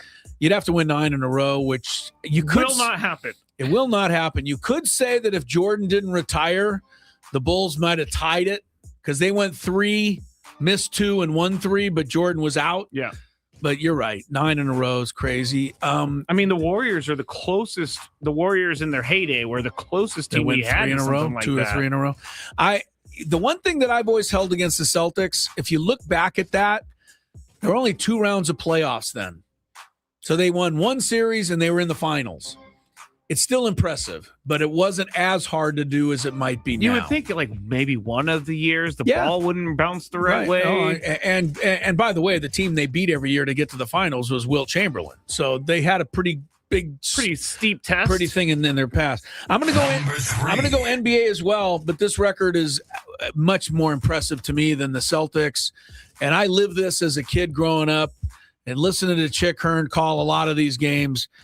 But I think it's legendary. The Lakers winning 33 straight NBA games. There is nothing in any of the 4 major sports. What year did you say? 1971 too. So yeah, you weren't around, but there's nothing in any sport that approaches it. Football, baseball, or football, baseball, hockey, and 33 is way out there. They won 25 of the games by double digits. The record at the time was 20. And the interesting thing is that in their 20th game to tie the record, they were taken to overtime, but beat Phoenix. After that, they just got right back on track and stretched it out to 33. They didn't lose a game from November 5th to January 7th. It was pretty amazing. That is amazing. And no one's come close to it. They were 16-0 on the road, 17-0 at home. I will give special citation here to the Harlem Globetrotters, who beat the Washington Generals 2,495 times in a row. I'm giving them a little nod. It's like when, never mind. I wasn't going to go in the direction I was going to go. Okay. By the way, the streak for the most wins in baseball in a row, do you know who? 26, the New York Giants, 100 years ago. And I believe all 26 games were on the road, which is the really incredible thing about that. Doesn't tell me that here, but that is crazy. The second, I didn't realize that in 2017, the Indians at the time had 22 in a row. They did? Yeah, they beat the A's record of 20? Yeah, apparently so. Did not recall that either. I did not recall that, but all right. My number 3 is going to be something. I actually have 2 golf on the list because this I don't ever see happening again. Byron Nelson winning 11 consecutive PGA Tour events. I can't even begin to tell people how crazy this is because golf is a sport where you just don't know where the ball is going. Sometimes you could have a wind gust that makes you miss a putt. To win 11 in a row is wild to me. Can I just jump in on that? Because that's my number 2. Oh, okay. I had to get it in. Yeah, Byron Nelson, 11 in a row. I did look it up. The Tiger won 7 in a row, which is pretty impressive. Crazy. And Tiger did it, I think, in an era where it might have been a little tougher. Byron Nelson was playing under some different rules. I think I've had it explained to me before. He had a little bit of an edge as a defending champion going forward each week. Not enough to take away. He was also hitting persimmon clubs. Yeah. But the funny thing that I saw about Byron Nelson is people never talk about how the streak ended. And he lost the Memphis Open. He tied for 4th. And the winner was a 29-year-old amateur insurance salesman named Fred Haas. Oh, That's wow. who ended one of the greatest streaks in the history of sports. Did Fred Haas ever go pro? Because I don't think I feel so. like Bill Haas was a pro golfer here recently. Fred Haas was just taking a break from selling insurance. Yeah, and ended the Byron Nelson legendary streak. I love when I look back at golf and I see guys like that because in like 1919, a random kid who's 19 years old won the U.S. Open. Francis Ouimet. Yeah, just I've out heard of that. nowhere. Yeah. All right. So you can go to number 2 because I did my 2 ahead of number 2. Mine's going to be golf as well. Tiger Woods ranked number 1 in the world for a total of 683 weeks, including a record 281 consecutive weeks. I can't say this one won't be broken, Chris, because we could have a dominant golfer happen again, but it's going to have to be a really darn good golfer to get anywhere close to this. It's about 5 straight years of being number 1. And that's because you lose a tournament sometimes, you lose the number 1 player in the world status. But Tiger, 683 weeks in a row. 683. You could look this up. I bet you Phil was second most of the time. Oh, I'm sure he was, which was frustrating for him. I mentioned Tiger winning 7 in a row. He also had streaks of 6 in a row once and 5 in a row. So Tiger won 5 in a row or more 3 times. Wow.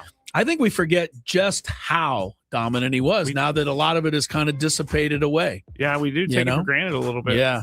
I was looking it up, by the way. The Warriors challenged the Lakers 33 with a 28-game streak. Is that their 72-game or 72-win season? It was, and they ended up losing to the Bucks, which was the same team the Lakers had their streak ended by.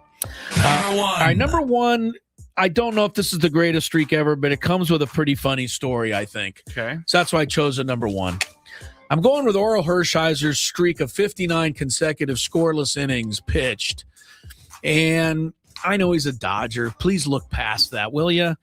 He threw 5 Yeah, I know, right? All right. I'll take the slings and arrows. He threw 5 consecutive complete game shutouts and then needed 10 innings to break the record of Don Drysdale. But it was the last start of the season. And that last start of the season was here in San Diego against the Padres. The year prior, it was Orel Hershiser who ended Benito Santiago's 34-game hit streak. Players like Benito and Tony Gwynn said, we had to do something. We could not let him set this record against us, the longest scoreless streak. Yeah. I mean, this was a big deal. Yeah. It was Qualcomm Stadium. It was the second to last night of the season. Here's the problem. The only way Hershiser could pitch 10 scoreless innings was if the Dodgers themselves didn't score, right? Oh, yeah, I guess you're right. Because if the Dodgers scored, the game would be over after 9 innings. He wouldn't have broken the record. Man, I'm a smart guy. It took me till now to figure that out. Andy Hawkins pitched 10 shutout innings for the Padres, and that gave the opportunity to Hershiser to break the record in the bottom of the 10th inning here. One problem for a young man named Chris Ello, who was smitten by love. And was at the game with his new girlfriend, Lori, not yet Ello. Name. Right. Lori and I are at the game. This is baseball history being made if he does it. With about 2 innings to go, Lori Ello started feeling ill. Oh, no. And just needed to go home. Oh, no. And I just didn't want to miss history. Yeah. But I was a young guy in love, Scrape. What are you going to do? I mean, you probably made the right choice. Yeah. But looking back. Send her home in a cab? Just be like, hey, 2 more innings and we're out of here. 2 more innings. And we lived walking distance from the stadium, so we walked through the parking lot back to her apartment there, or she lived and walked back to her apartment. We weren't living together yet. We were just met. And turned on the radio because the game wasn't even televised and listened to, I think, Jerry Coleman call the last out on Orel's record. So. Did part of you die that night? it was tough to swallow to say that I missed it. The Padres, by the way, would go on to win the game 2-1 in 16 innings back in the day when you could play such things. But and one last thing on Hershiser's streak, he started the 88 playoff game 1 against the Mets and went 8 shutties. So he got the record up really to 67 if you include the playoffs. Dang. Pretty good. I'm pretty disappointed that Tony Gwynn couldn't. He couldn't end it. Yeah, Tony couldn't end it. My number one is simple. Cal Ripken's streak of 2,632 straight games played. Insane. Now that I've been around baseball and I know the day-to-day grind, right? That's incredible. And we saw Matt Olson get to 800 the other day. He's at 801 right now. Yeah, he has 13 years to go. That is crazy. Yeah, 13 years. May 30th, 1982 through September 19th, 1998. Yeah. A little help from a power outage. The power outage we always joked about. People don't know if that was just a baseball wives' tale or not. Matt Olson could break the record in 2040. We got Chris versus He won't, I'll tell you. I don't think so. We got Chris versus the fans coming up next. 833-288-0973.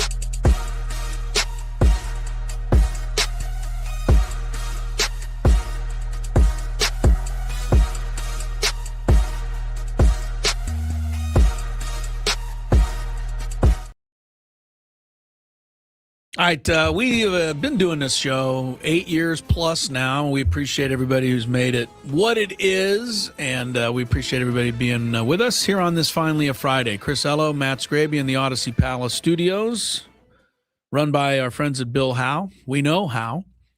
Tony Gwynn Jr.'s at the Big A, Anaheim Stadium, so nicknamed by an old friend of mine, the great sports writer Dave Distel. Oh, do people call it that? Los Angeles Times. Or do you just call it that? The Big A? Yeah. Oh, goodness. It was the Big A for years and years and years. Right. Yeah. I was wondering if I was just learning something from you all these Dick years. Enberg called it the Big A. And, when he broadcast Angels games, for sure. Dave Distel also, I believe, is credited with Air Coryell, which is another pretty good one. When he was down here with the Chargers, covering the Chargers, Dave Distel, one of my we were talking yesterday about how Scanlon was, learned a lot from my high school catcher, Ron Barnes. I would say Dave Distel was pretty instrumental in my growth as a writer journalist because he was the first guy that edited my stories. And I had to be able to get it past him, which wasn't easy to do. You know what I'm facing in my new side job is I have to write articles, Chris, for the Voice of San Diego website. Not easy. I get so nervous when I have to send it to the editor because I think they're just going to rip it apart every single time. And so it makes me spend a lot of time writing that thing because I do not want it ripped apart. Yeah, Dave Distel's a great writer. Rest in peace. One of my all-time favorite people in the business. We mentioned in our and I also wanted to thank real quick everybody who sent me a private note or tweeted last night about how they were kind of, thought it was awesome, the story we told about Ron Barnes and how it affected Scanlon. So that was one of those really crazy things. I'm looking at Byron Nelson because we just did our countdown of the top streaks. The thing that I remembered, there was something about his 11 tournaments in a row. And this is not to take anything away, but 2 of them were match play tournaments. So they weren't stroke play where you have to beat the whole field type of thing. But you still have to beat someone. He won. Yes, he won. So I'm not taking it away. I knew there was something about the 11 in a row that was. I love the match play. But he did 2 of those 11 were match play, but he still won 11 in a row. I have some other ones here, but we got to get to Chris versus the fans. We do. And Chris Dudley is on this. I believe is a San Diego resident. He once missed 13 straight free throws in a game. Is that a record? Chris, 13 for an NBA player? I would think Shaq maybe did that at some point. Chris Dudley. Have you ever seen Shaq shoot a free throw? It was hard for him. Have you ever held a tennis ball and tried to shoot it at a basket? That's how it felt in his hand. I get why, but I would have thought at some point Shaq would miss 13. No, he never did. Edwin Moses, you may not remember this. I saw this on the chat. 122 hurdle wins in a row in racing. Eric Gagne, 84 saves in a row. And Ted Williams, 84 games on base. We always talk about DiMaggio's 56, but Ted was on base 84 straight. That's going to be tough. Yeah. All right, let's go. If you had one shot, one opportunity to take down the human almanac himself, howdy do. Now is your time. Listen to me, this guy is dangerous. Now is your opportunity to win a prize. Well, I hope you know what you're in for. Chris versus the fans starts now on 97.3 The Fan. All right, you are going to be qualified if you win for a chance to win this month's grand prize, a pair of field-level seats to Padres and Phillies on Memorial Day. The rules, you have to make it through 3 questions. Each question will get more difficult. If you get the question right, you move on. If you get it wrong and Chris gets it right, you're eliminated. But if Chris gets it wrong, then you move on to the next question or you win. If you're a first-time player, let us know before you get into it, and you'll get that question for free today. Is it, you told me that it's apparently snowing in Denver? Yeah, I just saw someone building a snowman. But the Dodger game, at least not yet, still on. Yes, they did say it's not actually snowing anymore, but it has been snowing all day. It's 34 degrees there right now. Yeah, you know what you got to do if you're pitching in that game? Throw a lot of inside pitches, because if that thing hits them up, jams you, oh man, your hands are going to hurt for a month. Yeah, we were thinking it was cold when the Padres were in Pittsburgh, but it's like freezing, literally. Literally freezing in Denver, yeah. Oh, man. All right, let's go to our first contestant. Let's go to Alec. Hello, Alec. How's it going, fellas? Always good, Alec. Always good to have you aboard. Thank you for calling. You ready to play? Happy Friday. Happy Yes, Friday sir. to you. All right, here we go. Question number 1. What team did Nick Pivetta start his career with? Not easy for a 1. Should I? He's been with a few teams. Was it the Phillies? Phillies is correct. All right, you got it. Good job. Nice Yeah, that was a job. tougher one, but it's not, hey, it's the luck of the draw. Some are tougher I than knew it others. was red. It was either Angels, Phillies, one of them, but You yeah. got all right, cool. One of them. One of those teams. Okay. All right, here we go to second question to Alec. One of those teams. What country was Shea Gilgeous-Alexander born in? Oh, gosh. This is a 2? Yes. Well, you're coming in hot today, Scrape. Let's see. SGA. Is he Canadian? He is Canadian. Well, I mean, he was born in Canada. He born got it? I believe he was born in Toronto. Good job. Wow, Alex. nice job. I was going to say like Jamaica Mon or something like that. Jamaica Mon. Yeah. Okay, here we go. I need to go to Prize Picks after this. You do. You do. You also need to get a lottery ticket as well. Yeah, nice. All right. Job. Yeah, So he's guessed both of them. and Yeah, he's got third and final question for Alec. them. Okay. All right, I got a lot of heat for my question the other day about who scored the least amount of points in an NBA game last year. So I'm going to say this. What team scored 186 points in 1983 to set the all-time single-game team record? Oh, geez. Why don't you guess again, Alec? You've been on a You've been roll. pretty good. The Celtics. Stay there. I know this one, I feel Scrape. like you did. Yeah. Pretty sure it's the Pistons. They and the Nuggets. Sorry, Alec. Thank you for playing. They and the Nuggets played an overtime game. I don't know how many overtimes it was. I know it just was been, 186 to 183.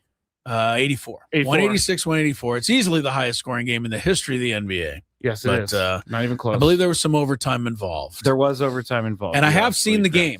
correct. They show it on NBA Network once in a while. Just making everything? Well, they weren't passing much. It was kind of get over the thing and fire it up. Yeah. All right, let's go to our next contestant, Johnny. It's kind of fun if you're a big fan of that kind of stuff, but you can call up the box score from that game and, just see. I mean, I'm looking at it here now that we answered, but the Detroit had 54%. Denver shot 54%.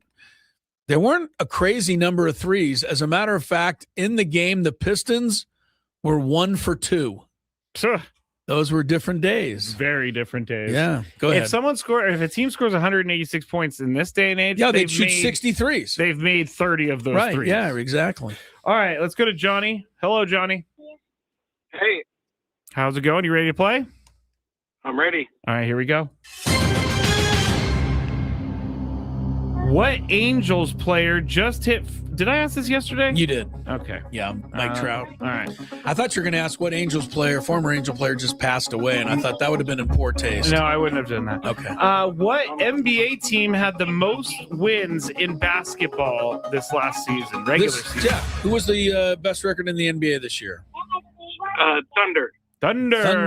Is correct. You got a little help in the background, too. Yeah, I like sounded it. like the youngster had it. Detroit, Denver, by the way, the record-setting game was 3 overtimes. Okay. I was trying to find that. Go All ahead. right, here we go. Question number 2. Does the child know that you're on the Gwynn and the Chris show? This child- is huge here. I'm just kidding. I'm just kidding. Yeah, it's Johnny. okay, Johnny. I'm It's joking. okay. with I'm you. gonna, joking. yeah. Don't listen to me, Johnny. What state? Listen to What state is Mike Trout from? What state is Mike Trout from? Georgia. Georgia. Try Georgia. I don't know for sure, but he's a big Eagles fan, so I have to say Pennsylvania. Oh, wow. See, there you go. You lucked out, Johnny. He's a New Jersey guy. Oh, but yeah, he's a major Eagles fan. I know that. So good for you, Johnny. You're still in there. All right, here we go. Question number 3. Yep. What do I ask here? Which WNBA player just signed a Supermax contract to stay with their current team? Huh.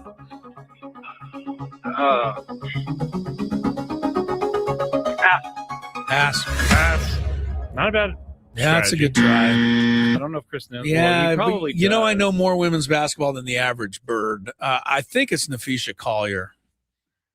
I think. You're going to be mad at me because when I wrote this question, I had someone else in mind. So I think we're going to have to do another question. All right, because didn't Nafisha Collier just sign There were back a bunch of with people somebody? that just signed Supermaxes. I was looking for Asia Wilson. Yeah, I think they're both right. So let's do one more. All Give right. him another shot. Here we go. Bonus question for you, Johnny. Yeah. I'm going to ask this one. What streaming service had technical difficulties during the NBA playoffs earlier this week?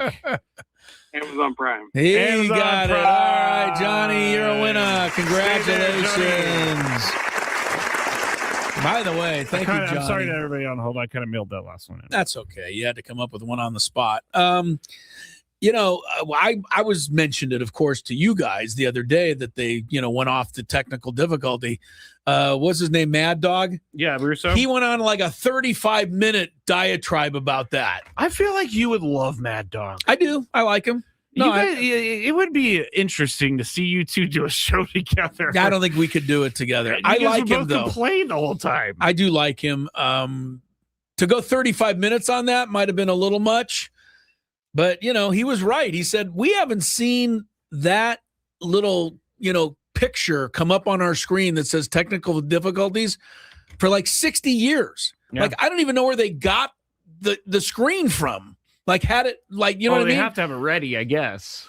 Why? No one's had this happen. Because there's technical difficulties. Yeah, it was pretty bad, Prime Video. Go away. Just carry movies and stuff and comedy specials. Leave the sports to stuff I can watch on my cable box. Definitely not going to happen. I know, but I'm going to keep trying. We take a break. We got to check traffic. Gwynn and Chris is rolling along. We're having a fun day today. We got the Big Five. We got the Angels and the Padres rolling around later. We had Walker Buehler on. You'll hear that a little later. Walker Buehler was tremendously nice. I hate to end anybody's, because I think a lot of Padre fans kind of held out hope that, he's kind of the guy that they didn't like all along, but he's just not. He's actually the guy you're going to like now that he's a Padre. Yeah. So that'll come up later. Gwynn and Chris continues. From the 8.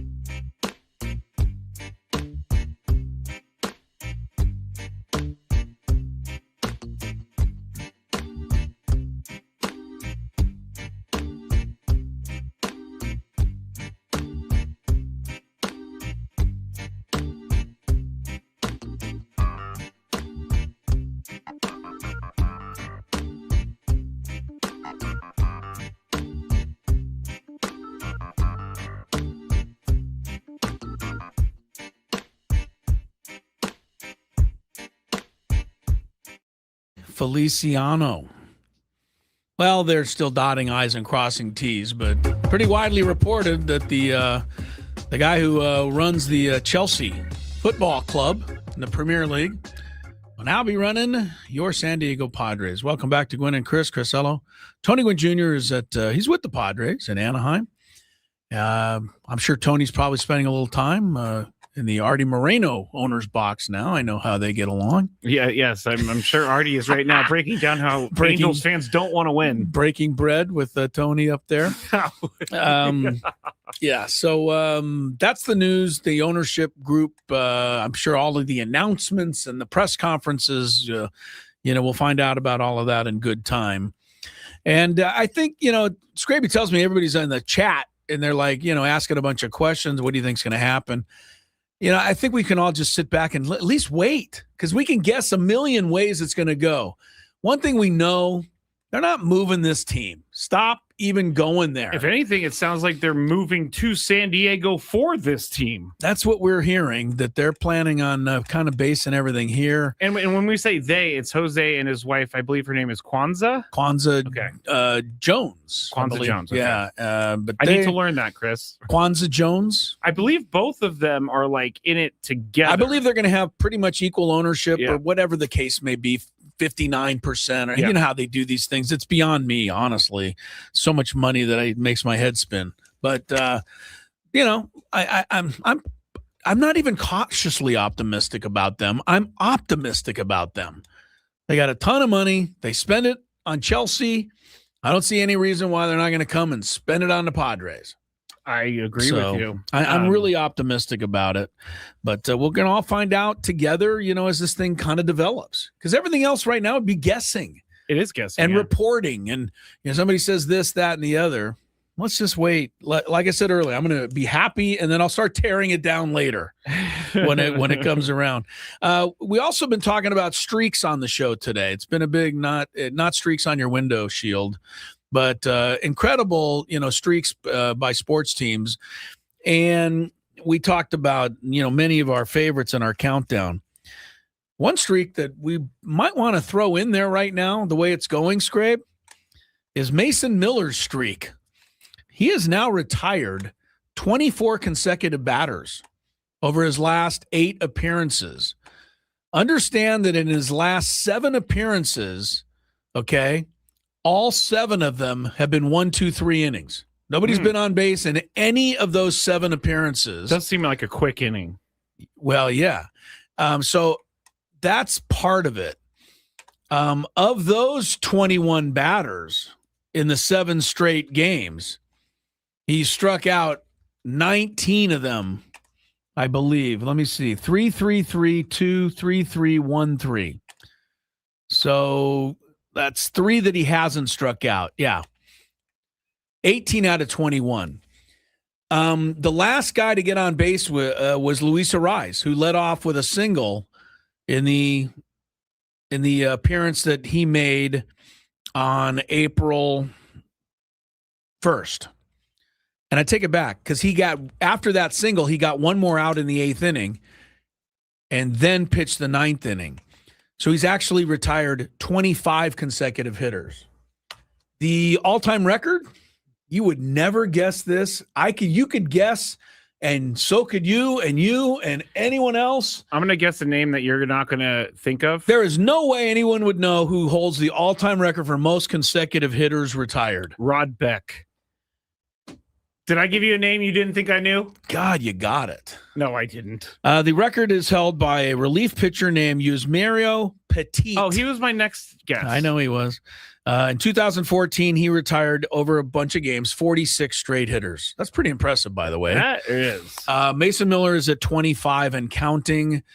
And we went through all the superlatives earlier. He's faced 30 batters. He struck out 23 of the 30.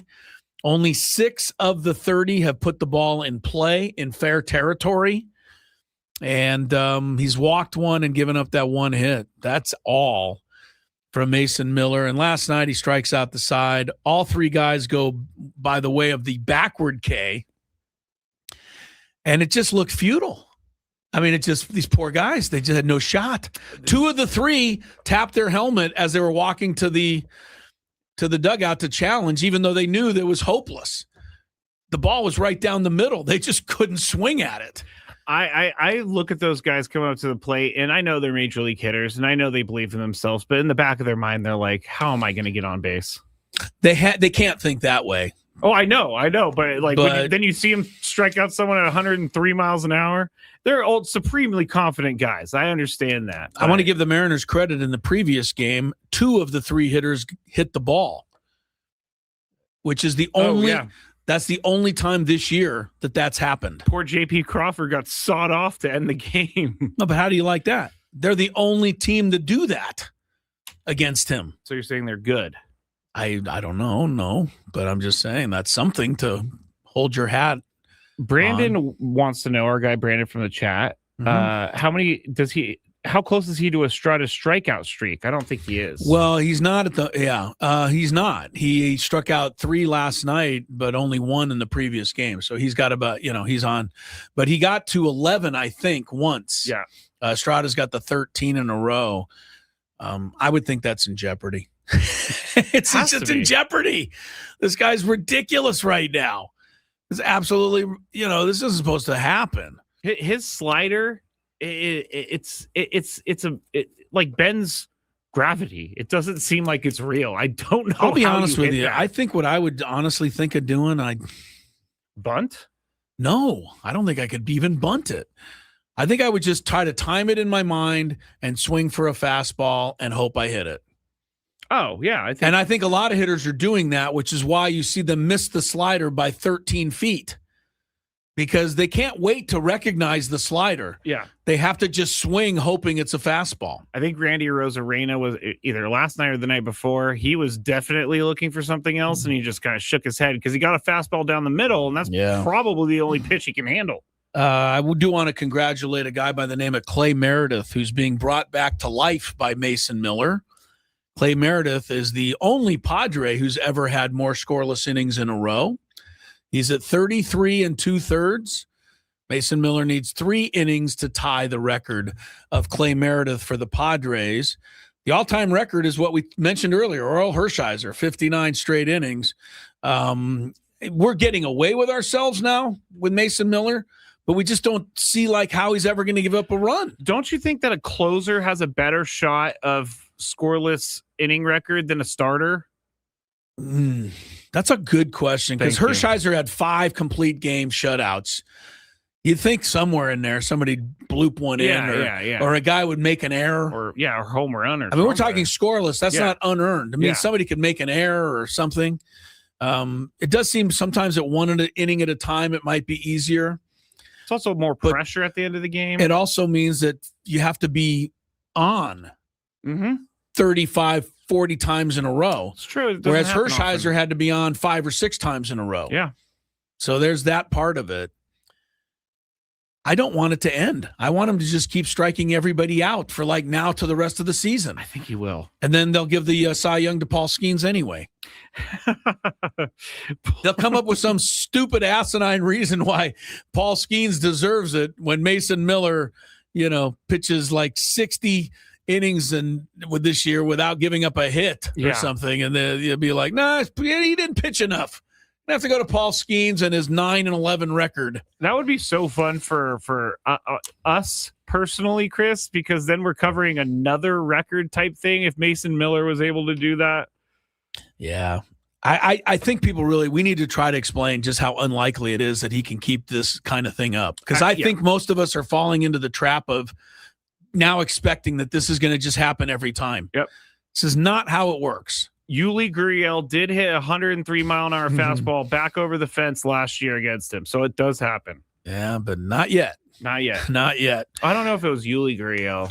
It wasn't Lourdes Gurriel. Lourdes, that's right. All right. Yeah, it wasn't Yuli Gurriel. Yuli Gurriel didn't hit the ball over any fences last year.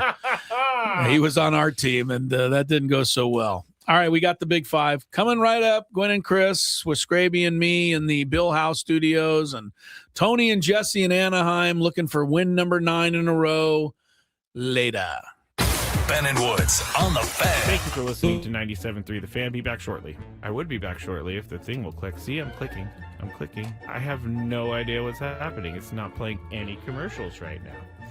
Well, this is just great, everybody. Let me see if I could try to start another one. All right. Well, this is awesome. On the air right now with no help, and there are no commercials to be played. Actually, you know what I'm going to do, everybody? You're getting a real live thing right here. This is real live Matt Scraby.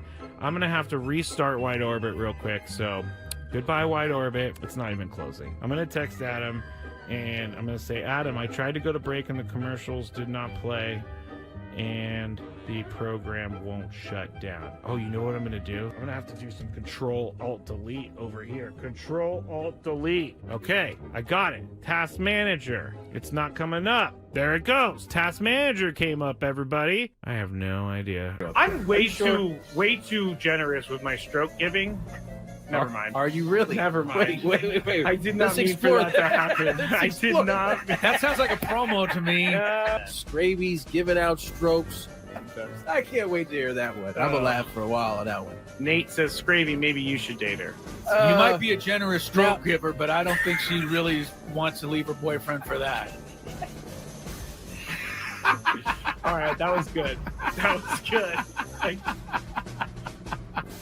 In full disclosure, I'm reading this. Tony can't gather himself right now. That was a good one, Chris. That was a really good one. So I saw this at 7-Eleven, and I had to get it. It's called the One Chip Challenge. It was sitting there in the aisle, and I thought, why not? Because I am into spicy stuff. But this thing looks pretty hot. I'm not going to lie. It says a Reaper pepper and a Scorpion pepper. It's also in the shape of a coffin, which doesn't make me very happy about that. It doesn't make me feel good. Oh, extreme heat, it says. I'm going to try a little bit first, just so I don't die, I guess. That's the thing I'm saying. This looks... I don't even know if I should be eating this. It looks like it has mold or something, but let's see how hot it is. Let's go. There's a little bit of spice there. It's going. Oh, man. This is hot. It's not that bad, though. I still have this side to go. It is getting hot. I'm not gonna lie. My mouth is like getting crazy. Now it's kicking in.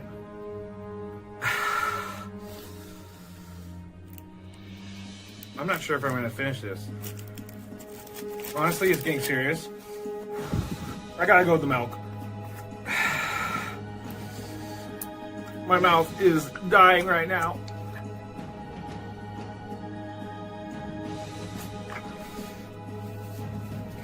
Yeah, this is not fun, guys.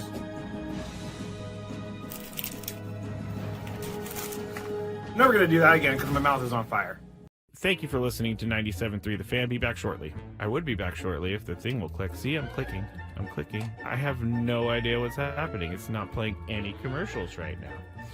Well, this is just great, everybody. Let me see if I could try to start another one. All right. Well, this is awesome.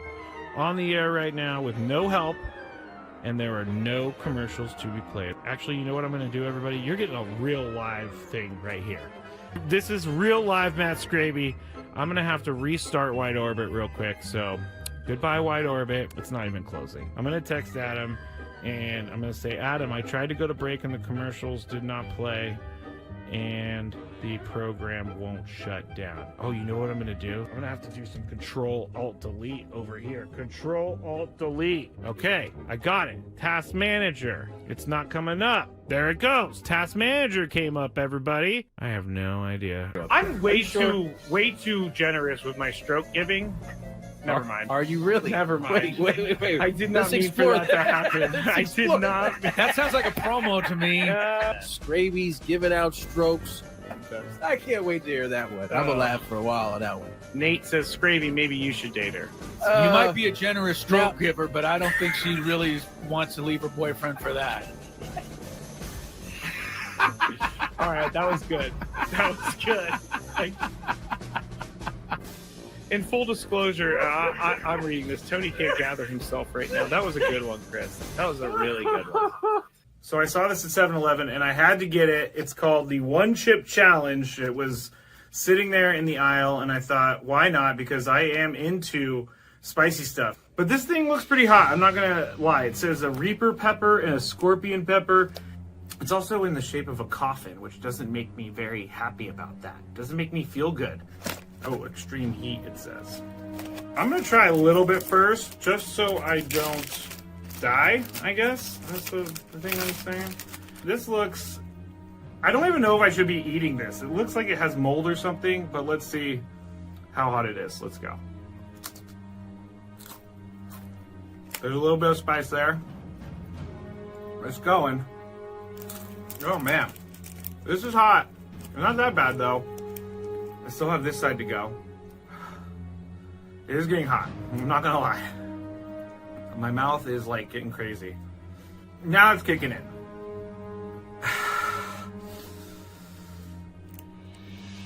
I'm not sure if I'm going to finish this. Like this. What happened? Gwynn and Chris, 97.3 The Fan. The Padres' new ownership guy is Jose Feliciano. Yeah. I can't believe you haven't played at least one round of Feliz Navidad coming back from a break. I got to be honest, Chris. To celebrate Jose Feliciano being I wasn't the new sure owner if that of the team. was inappropriate or not. You think it's inappropriate? No, I wasn't sure. So Why? I don't know. He's got the I don't same want to feel name. like I don't want people to feel like we're making fun of him or whatever. Nobody's making fun of him. We're gonna play. I'm gonna push for Feliz Navidad to be played after every Padre victory. You know, I mean, this is just such a it's an upbeat soothing song. Yeah, you get happy even if it's not Christmas. Sung by Jose Feliciano. Feliz Navidad. There he is. There he is. Feliz Navidad. If you're just tuned in, you create this song, you get billions of dollars. That's pretty good. Yeah, it's not the same person, just the same name. New ownership of the Padres. Welcome back to Gwynn and Chris, Crisello, Scraby. Tony's in Anaheim. Ball game coming up after Sam Levitt's 5:30 pregame. Padres have won 8 in a row. The last time they won 9 in a row, Scrabe, 2021. The last time they won 10 in a row, 2009. Whoa. They haven't won 10 in a row for 17 years. Wow. They're close to that. The all-time club record was 14 in a row, set in 1999. So in this century, right, the Padres have had only 2 winning streaks longer than the one they're on right now. So something to keep in mind as we try to beat Jose Soriano, not Feliciano, tonight. Lots of honors up in going Anaheim. All right, Gwynn and Chris, traffic check. It's Friday. You want to get home? I don't blame you. And then the Big Five. From the 855 Kent Ross Traffic Center. Injured? Demand justice. Demand Jurowitz. 855GetRoss.com. Here's Sue Allard. Caltrans Asset Management reminds you that work continues this weekend on southbound 805. Watch out, you got a crash. It's on the 15 north right at Bernardo Drive. The right lane is blocked. And then the 125 northbound, you get another collision in the center divider right at Camacho Boulevard. Caltrans Asset Management work continues this weekend on southbound 805 with the closure of all lanes from the 5 and 805 split to Governor Drive on April 17th at 9 p.m. to April 19th at 5 a.m. Expect delays and use Interstate 5 for travel south of Sorrento Valley. I'm Sue Alder with Gwynn and Chris, San Diego's #1 sports station, 97.3 The Fan. It's that time of the show when we check on the latest in sports. Only the most important topics and questions are brought to light. Stop what you're doing and listen. These news stories will astound and amaze you. The one, the only. Oh my God, who the hell cares? The Big Five starts now on 97.3 The Fan.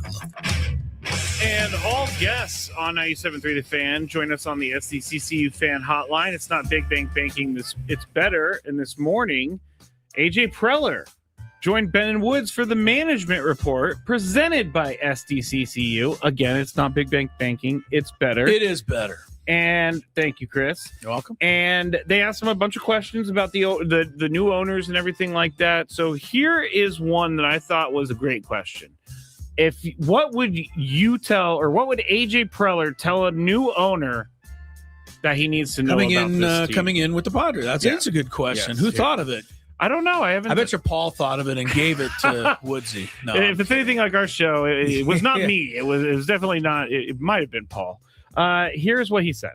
I mean, I think the biggest thing is, the excitement and the passion that, that a lot of people in the organization have for winning championships and creating something special here. I talk about the big stage and that being the World Series. And, I think we have so many great people in the organization, and I think that's why we've been able to have a sustained run of success. So, I think any new ownership group, getting to know those people in the building, obviously getting to know our players and our staff, it's huge. So it's, but again, it starts with having really great people that have a big time passion for winning and are really good at what they do. And, I'm sure the new group is going to be super excited to meet everybody and hopefully everybody on the same page to go bring a championship to San Diego. Something just dawned on me. What you got? If AJ Preller's talking about it like it's a done deal, can't we talk about it like it's a done deal? I told everybody it's kind of a done deal. The only reason we're just making sure is that it hasn't been announced 100% official. That's all. All right. My question to you, Chris, is if you had one statement or one thing to tell Mr. Feliciano and his wife, Kwanzaa Jones. Yeah. What would you tell them about this team? About this team? What do they need to know? Well, I think the one thing that I would want them to need, I think what they need to know is that we are absolutely, it's a lot of what AJ said, but I don't know everybody in the organization and how committed they are. But I do know that everybody who's a fan here in this city that's lived here for any length of time probably wants to win a championship more than they want anything else in their lives. That's what I want them to know. We've not won a championship. I get it. I called the Gulls. I know they won. I know the Sockers won. I know this, that, and the other. But we haven't won that big thing, and the parade, it goes with it. And I want them to come here, and I want them to know that they are now stewards of a franchise where I think it may be as important for us to win one title, more important for us to win one title than anywhere else in this country. And I don't think I'm overstating it. I know New York and Philly, and they got the fans and everything. We haven't won one. Yeah, that's the difference. So I think that's what I'd want them to, take to work with them every day. That's a good one. I mean, everything you said, everything AJ Preller said, I would probably say, hey, why don't you give that afternoon show a big old raise?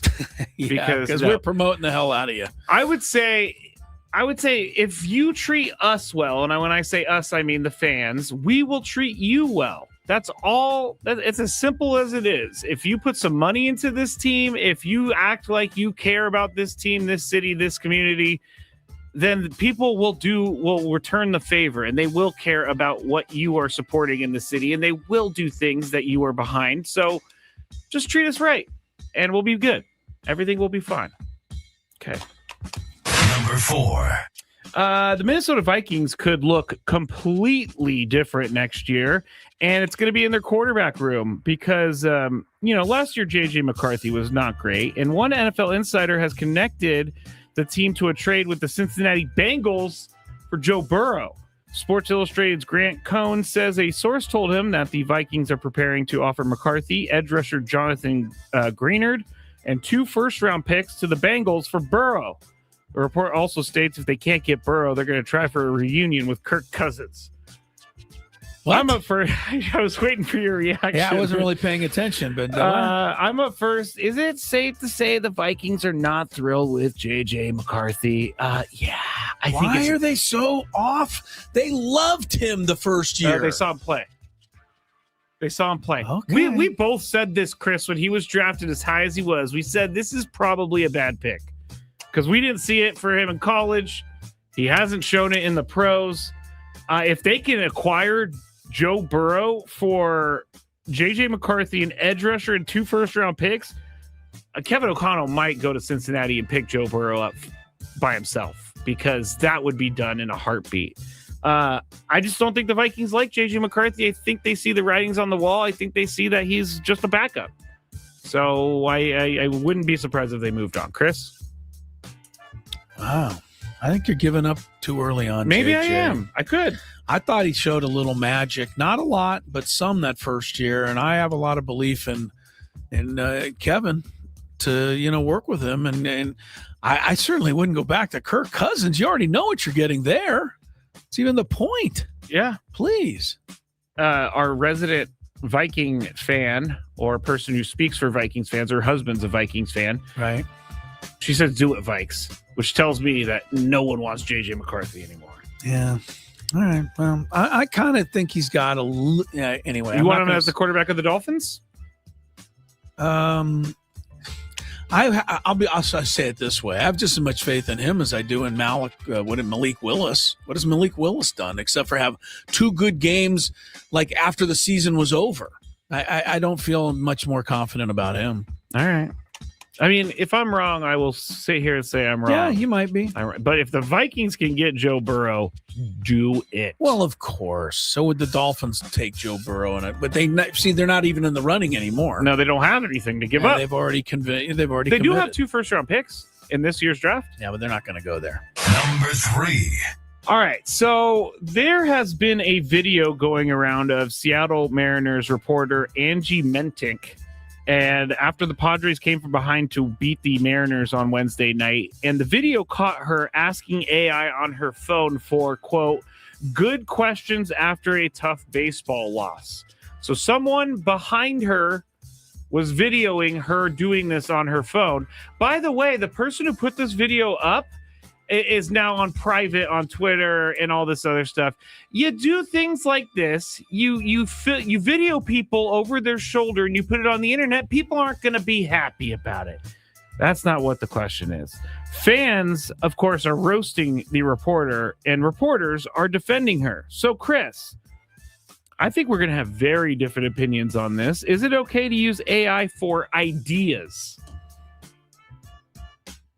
So you're saying you're going to type into your phone, give me some ideas for some questions, and then you're going to look at your phone and ask the questions. And you're going to come up, a different way to phrase it, or something you may not even thought about. Or I'm fine with it at this point. I've given into it. Yeah. And frankly, some of the questions that people come up with on their own ain't that great. So maybe AI is the way to go. I've already seen it. Around Stacey Terry Hudson, when the kids from the school newspaper are interviewing her after games, they're reading right off the phone their questions.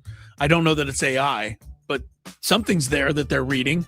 Yeah, they're not looking her in the eye asking the question. It's, hey, coach, do you think it's a different world now? So I'm willing to go with it.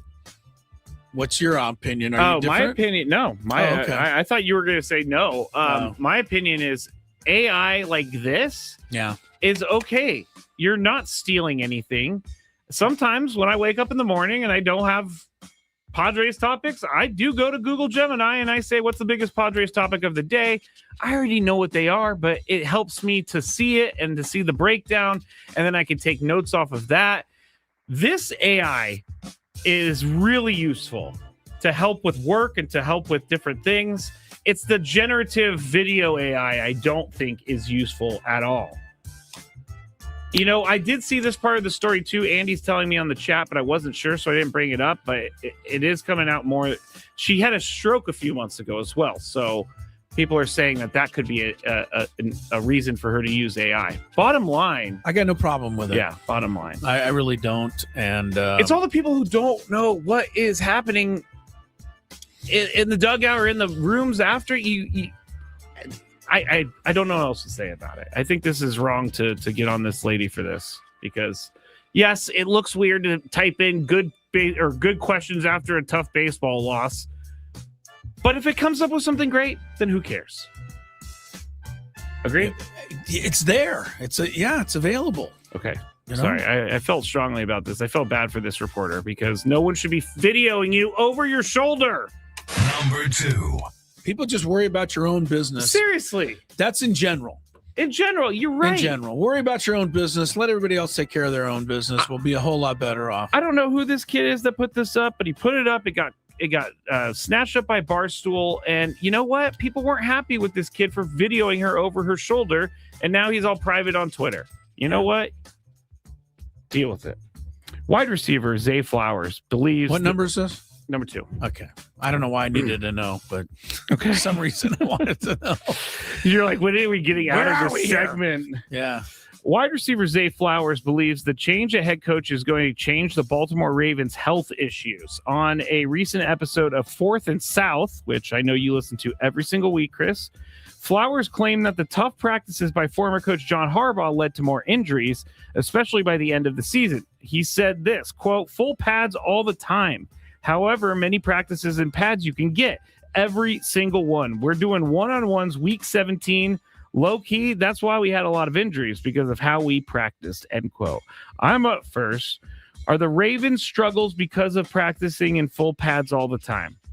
As someone who played high school football, I do know that your body takes a beating, and there is a reason that NFL teams don't go full pads every single day, because you're willing to get hurt, or you're likely to get hurt. And this would explain to me a little bit why the Ravens fade towards the end of the year, because I just don't think that works anymore. Chris, do you think this is part of the reason they struggle? I think Zay Flowers, who is a member of my championship-winning fantasy team, should just shut up. What has Zay Flowers ever done? I don't really need to hear his opinion. I think he's a one-time Pro Bowler. I'll take a legit Hall of Fame coach over Zay Flowers. That's fair. I just will. I don't buy it at all. I think it's a great excuse to say why you lost. I bet you nobody complained when the Ravens won it every damn time, and they're right there for the championship, and they're the toughest team in the NFL. Nobody wants to ever play them. Is there a more physical team than the Ravens in general? In general, over the last 15 years, who's the most physical team in football? Maybe the Eagles? I don't think so. I think it's the Ravens. I don't think it's particularly close.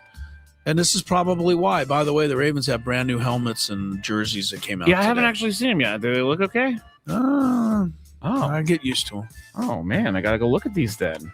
Go ahead. All right, final one. This is what I'm calling a Scraby situation. I was at the grocery store last night, Chris, buying some things. Good for you. Really? Is that why we go to the grocery store, to buy things? I actually just like to look at the products. And I ran into a small situation. Look at the products that you can't have? Yeah, like all the booze on the shelves. Chris, you know the grocery store down here where the self-checkout is?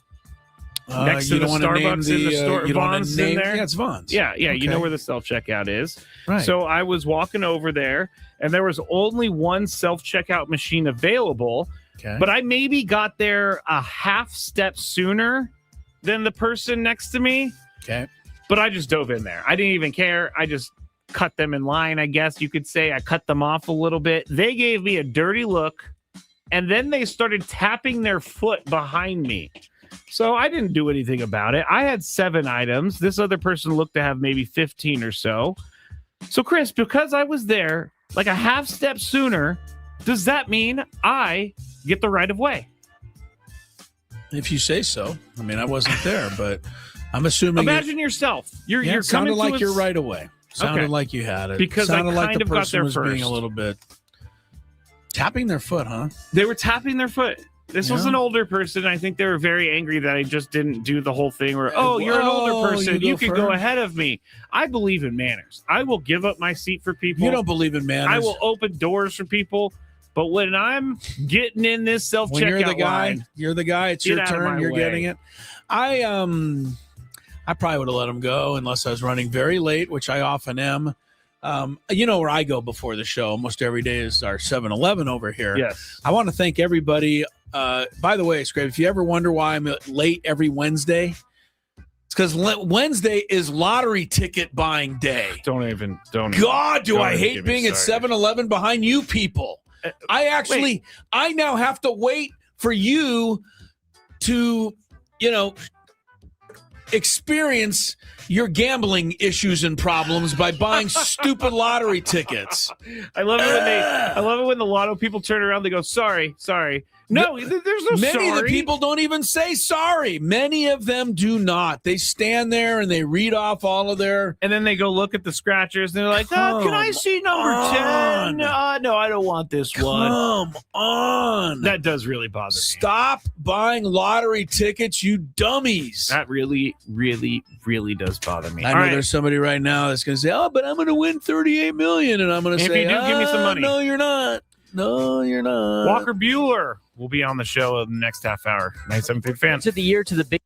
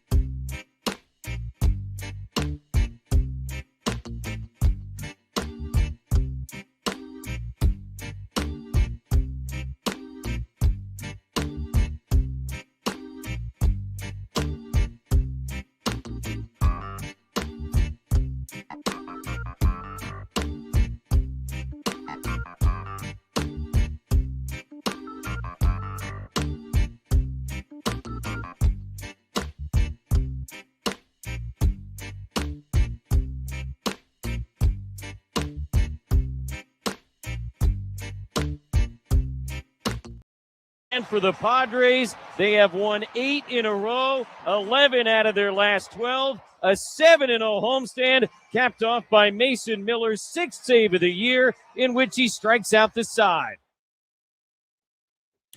Other than that, not much good is happening for the Padres. Welcome back to it, everybody. Happy hour time here, 5:01, Chris Ello and Mr. Scraby in the Bill House studios. Of course, Tony is at the ballpark with Jesse, and they'll have the game coming up in a little while. Sam Levitt will have our Padre pregame show at the bottom of this hour. In our happy hour today, you'll get a chance to hear our interview with Walker Buehler. Buehler, I thought, was one of the heroes certainly last night. Fighting his way through 5+ innings, getting his first win as a Padre, and striking out 7. And, I never liked the guy. You never liked the guy out there. But I'll tell you one thing. After talking to him, and now that he's on our side, I'm pretty happy to have him. Yeah, me too. He's a lot nicer than I thought he was. I really thought he was kind of a scary individual. Tell everyone what you told me before the show. Yeah, I said, I don't know if I really want to ask him a couple of these questions. And you said, I don't know either. But he was really good, and he's a good guy, and he even poked fun at himself. He did. During the interview. You'll hear it. And Tony asked about his tight pants, which I never thought was going to happen. I didn't think Tony would go there, yeah. And he went to the tight pants question. So anyway, you'll get a chance to meet Walker Buehler. And if you think you know Walker Buehler just by watching him pitch, I think you'll think again after you hear Walker Buehler. That's coming up in about 15, 20 minutes. But the big story of the day is that the Padres have new ownership. It's all but been officially announced that Jose Feliciano and his wife, Kwanzaa Jones, are going to be the new ownership of the club. They are in charge of Chelsea in the Premier League. And they're all, apparently, from what we hear, and nothing is 100% official till we, get it announced and we get a press conference and all that stuff. But apparently they're coming to San Diego. They want to come here. They want to run the team from here. And they would like to spend a lot of money. So beyond that, I don't know any more than you do. But the Padres players were asked about it today up in Anaheim by our own Sam Levitt. One of the guys discussing it, who else? The man who will be taking most of the ownership's money, Manny Machado, had some thoughts. We met them and looking forward to meeting them and having conversations about what they think about the organization. I think it's special that they went out there and they put that number out there for us. Tells you everything they want for the organization. So looking forward to those conversations and what they see the future of San Diego. You met them during spring training? I wasn't there, but I briefly did have a few phone calls, yeah.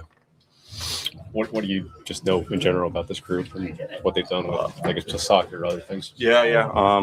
Obviously just brief conversations.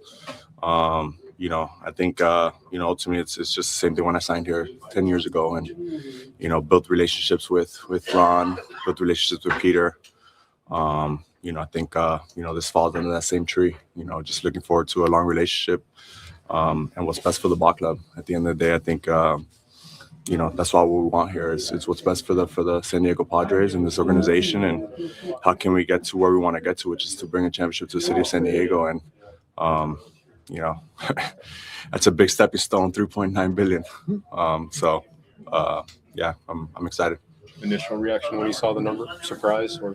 I wasn't surprised. No, I wasn't. I know what we had there. I know what the city has, and obviously this is why I signed here a long time ago. So, I wasn't surprised.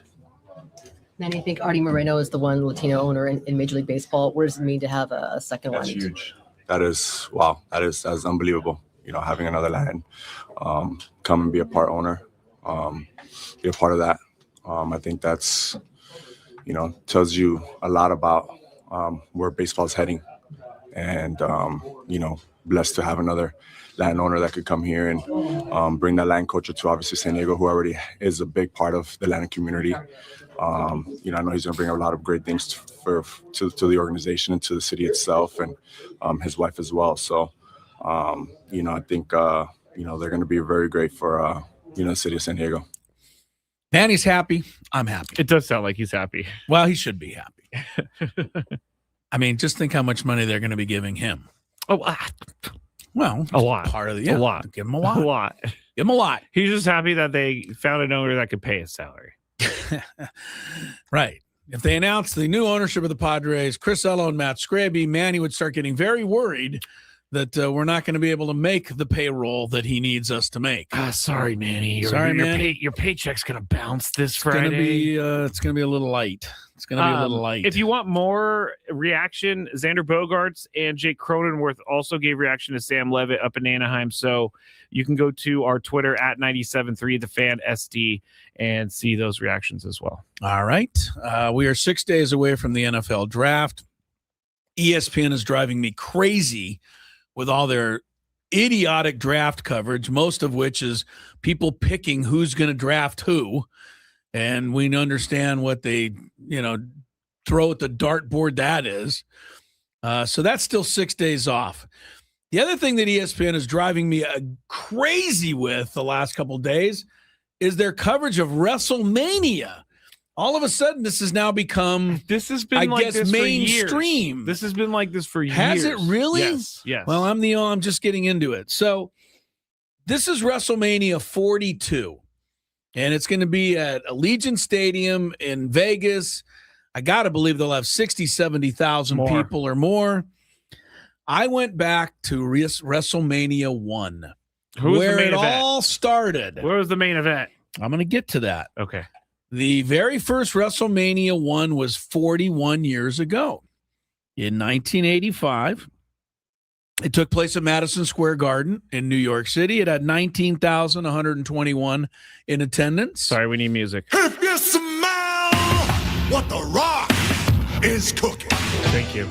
Play that in the background. All right. Well, anyway, that's some of the history of it. But here's what I liked. I'm reading the list of the matches they had that night in the first WrestleMania. This is a who's who of the all-time wrestling names and people Can I guess that I can remember. I think I know what the main event is now. You want to try the main? Well, can we hold off? I want to go in order. Yeah, of course. The very first WrestleMania event was Tito Santana beating the Executioner. Oh, that's a great name for a wrestler. Second one, who doesn't remember King Kong Bundy? I remember him. Defeating Special Delivery Jones. I don't actually remember him too well. It only took 9 seconds for that one. King Kong Bundy with a quick win. Man. Wrestling number 1, number 3. Ricky Steamboat, Matt Bourne. Okay, that's probably the one where there's not necessarily a who's who. I think I've heard of Ricky Steamboat. Yeah, I may have heard of it. Now we're getting into some of these. Brutus Beefcake. Taking on with David Sammartino. Neither of them won. It was a double disqualification. Oh man! Now someone gouges someone's eyes out or something. The winner of sand in their face. The winner of number 5. All I have to say is JYD. Junkyard Dog. I was like, winner of match number 5. Winner in 6. The Iron Sheik. Oh. Can you imagine the Iron Sheik even existing in this climate? He does. He's on Twitter. But no, he is. But the character, the Iron Sheik, being trotted out. Chris, I can't see a lot of these characters. Yes, I know. And the Iron Sheik was working with Freddie Blassie. Oh, yeah. Who must have been right at the end of his life, let alone career. They were able to win that. The captain, Lou Albano, was part of that match as well. Number 7, now we're getting up there. Big John Studd. But he lost to who else other than Andre the Giant. Okay, then I don't know I was going to say main event was going to be Hulk versus Andre. Oh, okay. That must be WrestleMania 2 or 3. Yeah. So number 8 was somehow Cyndi Lauper, the singer, got involved. Yeah, with a women's match for the WWF Women's Championship. And then the main event, which had Muhammad Ali as special guest referee, had Billy Martin, the manager of the Yankees, introducing everybody, had all of the little bells and whistles. It was indeed Hulk Hogan in the main event, the first one. working along with Mr. T. Okay. And Jimmy Superfly Snuka. Okay. They were able to knock off Rowdy Roddy Piper. I love Rowdy Piper. And another one you may have liked, Mr. Wonderful Paul Orndorff. Yeah, I'm not so. I Don't remember really him too well. No, I don't really care about him, but You remember Rowdy Piper was still in wrestling when I was watching it in the 90s. He was with WCW for a little bit. Yeah, I don't know. I think everybody, even if you're not a wrestling fan, you just took a moment back in time with those listed names. Oh, yeah. Huh? The Hulk Hogan era must have been so fun for wrestling. I don't know what WrestleMania was thinking of, but the special guest timekeeper for the main event was Liberace. Where did that come from? I mean, they were just trying to get the who's who in the building. Everything they could get. Yeah. That is really funny, actually. I thought that was kind of fun, man, to look back at. Where was it? Madison Square. Oh, okay. Yeah, 19,000 fans. In the date was 1985. Let me get the actual date. March 31st, 1985. I was born in 2 months after that. So that was the end of the apocalypse, because then you were born. Yeah, exactly. It all horsemen changed after that. All right. WrestleMania 42 coming up this weekend. It's a 2-day event, if you must know.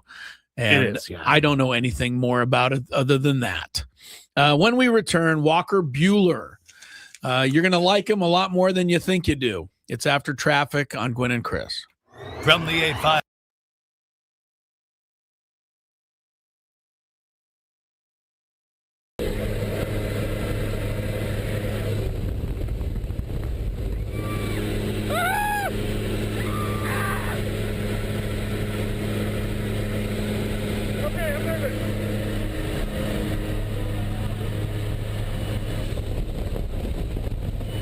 Stay low. Hands on the heart. Stay low.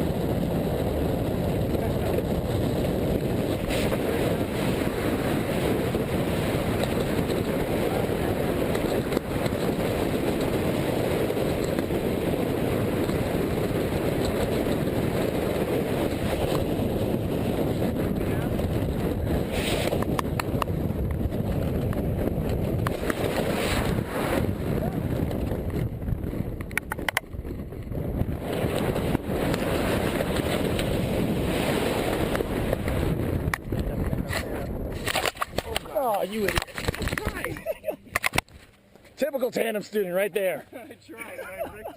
I wrecked your. Good job, buddy. Fun, huh? You need help with anything?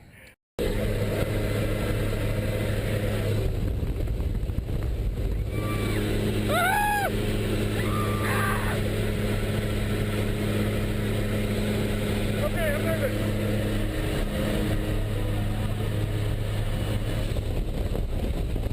Stand up, stay low. Hands on the heart.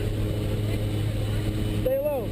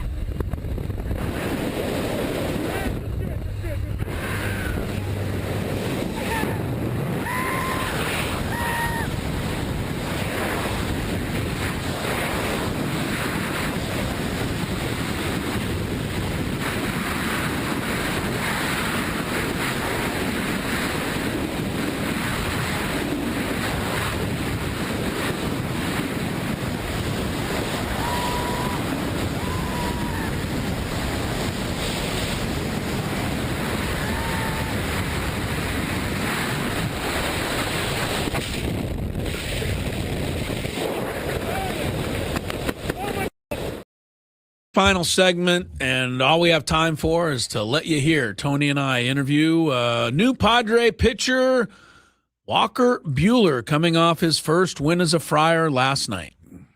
Joining the program for the first time is Walker Buehler. And Walker, thanks so much for being here. And, you know, after beating the Padres so many times as a Dodger in your career, we all thank you for picking up your first win as a Padre last night. So it was nice. I'm sure you're happy to get that one as well.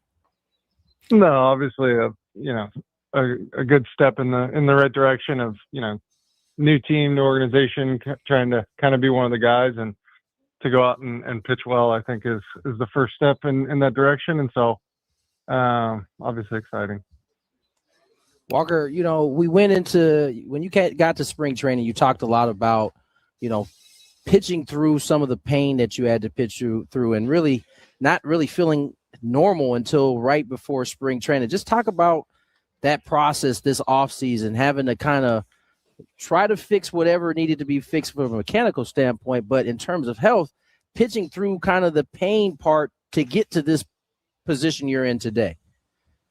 Yeah, I mean, I think, I've had the surgery twice, and once the rehab was super fast and efficient and easy and came back better than before, and the second one just didn't kind of work out that way. And for going on 2 years, going on 3 years now, I've kind of had a lot of elbow pain, and it changes the way you throw the ball, it changes the way everything feels. And I think when you've had some success and you want to keep trying to recreate that, you try and make everything feel the same. And when your body's not the same, those feels don't always work. So to kind of get the elbow resolved, I had a few really good people in Arizona for the off season that helped me and got my elbow to a lot better spot. And then obviously the coaching staff here has done some things with some drill work and some ways to think about things that have kind of unlocked it. And, the velocity is a little bit back, and the command is improving. So,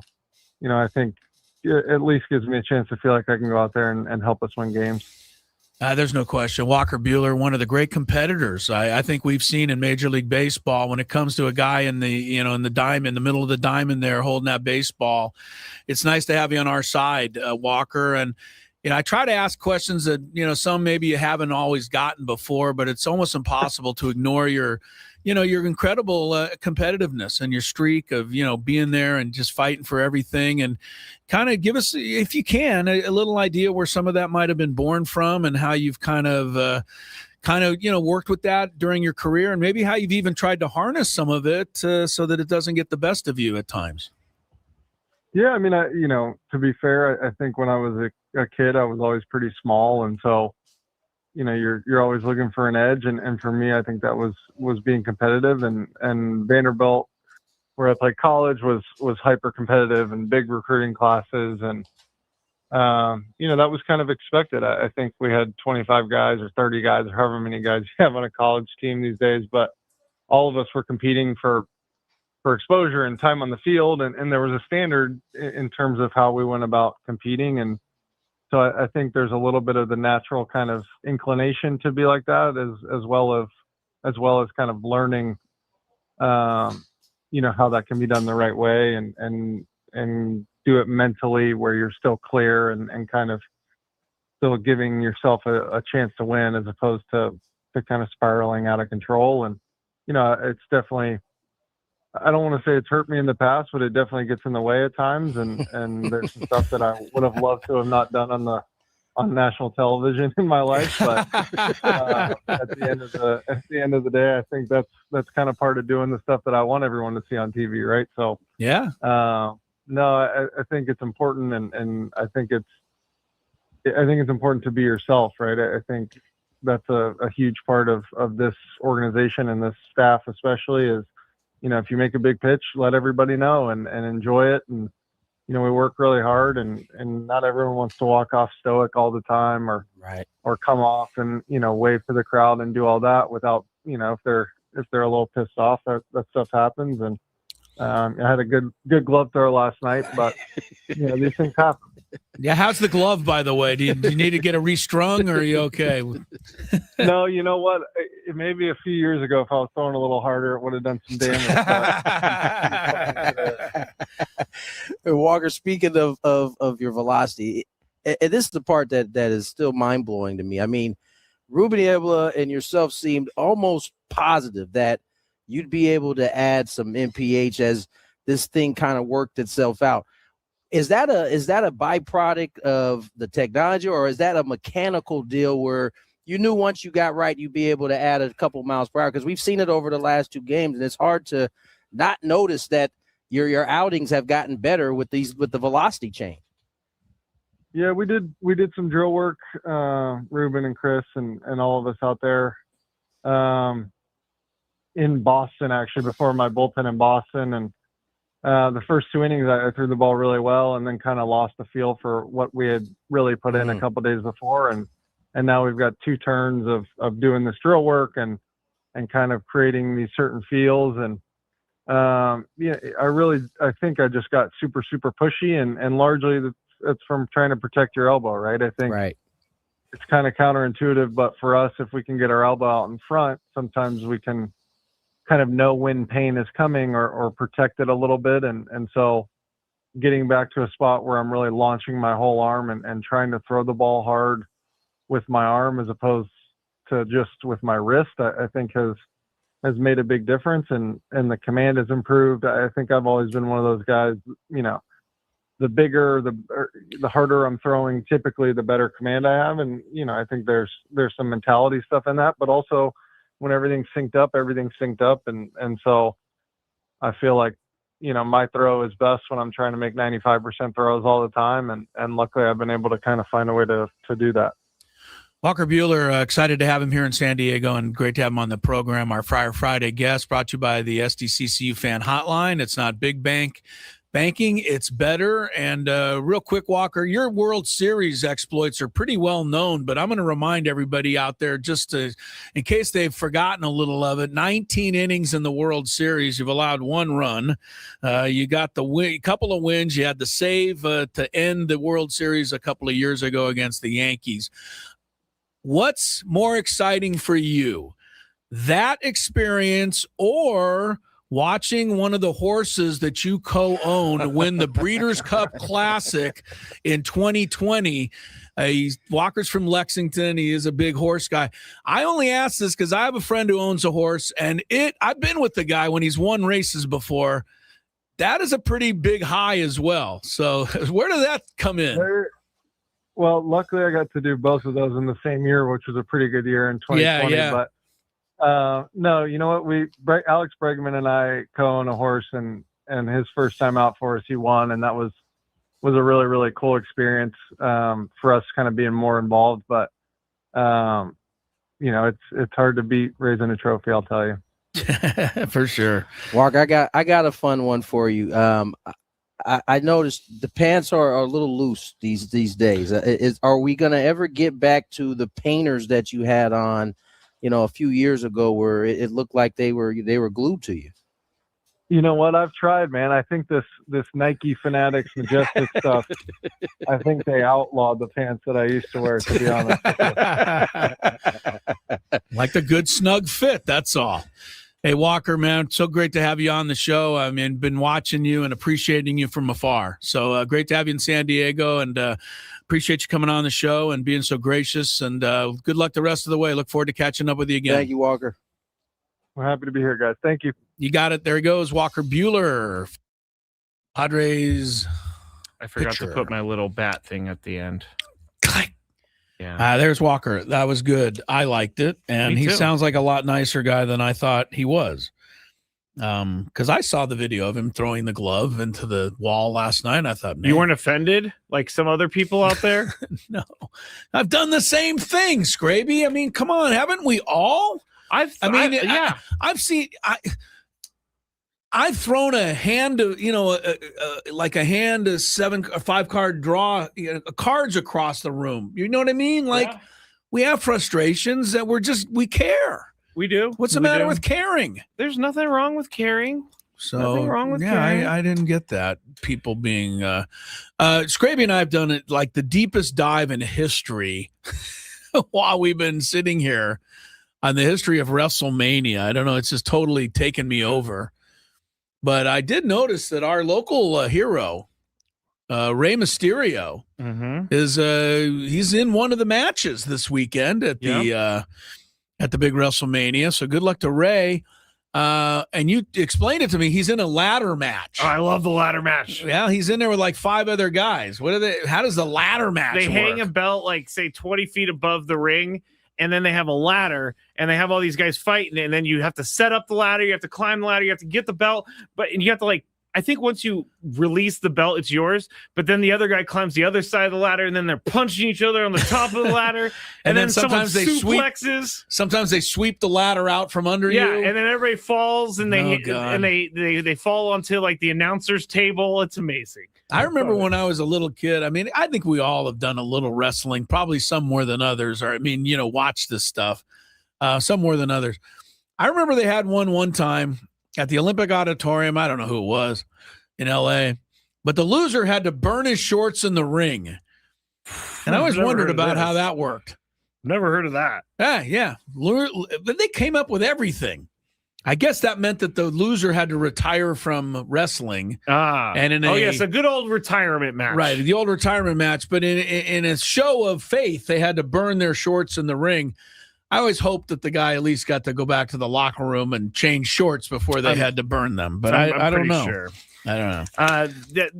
WrestleMania has a special place in my heart. I watched a lot of them and was very into it. What's the name of the guy right now? Roman Reigns? Roman Reigns is a big guy. He's been in 10 WrestleMania main events, more than any other wrestler, which is surprising, right? You thought it was Hulk. I thought it would have been Hulk. Hulk's been in 7 main events, or was in 7 main events. All right, we're going to do our pick to hit. Yes. You're at 3 in a row. I'm resetting because I went with Randy Arozarena last night, and he went hitless. Who you got, Scrabe, to go for 4? You're good at this, I think, for some reason. For some reason, I am. Yeah. You know what? I'm going to go with our guy, Luis Campusano. Campy? I say our guy, even though I crushed him in the offseason. Campy? What about you? I'm at 0, so why not? Go with Jake in the leadoff role tonight. All right. He finally got a hit last night. He was so happy. It's like, at last. Come on, Jake. Get it rolling. Padres and Halos. Sam Levitt's pregame show. Then it'll be Jesse and Tony. We'll see everybody Monday after the weekend's over. Let's see how many we can get this winning streak to. Adios.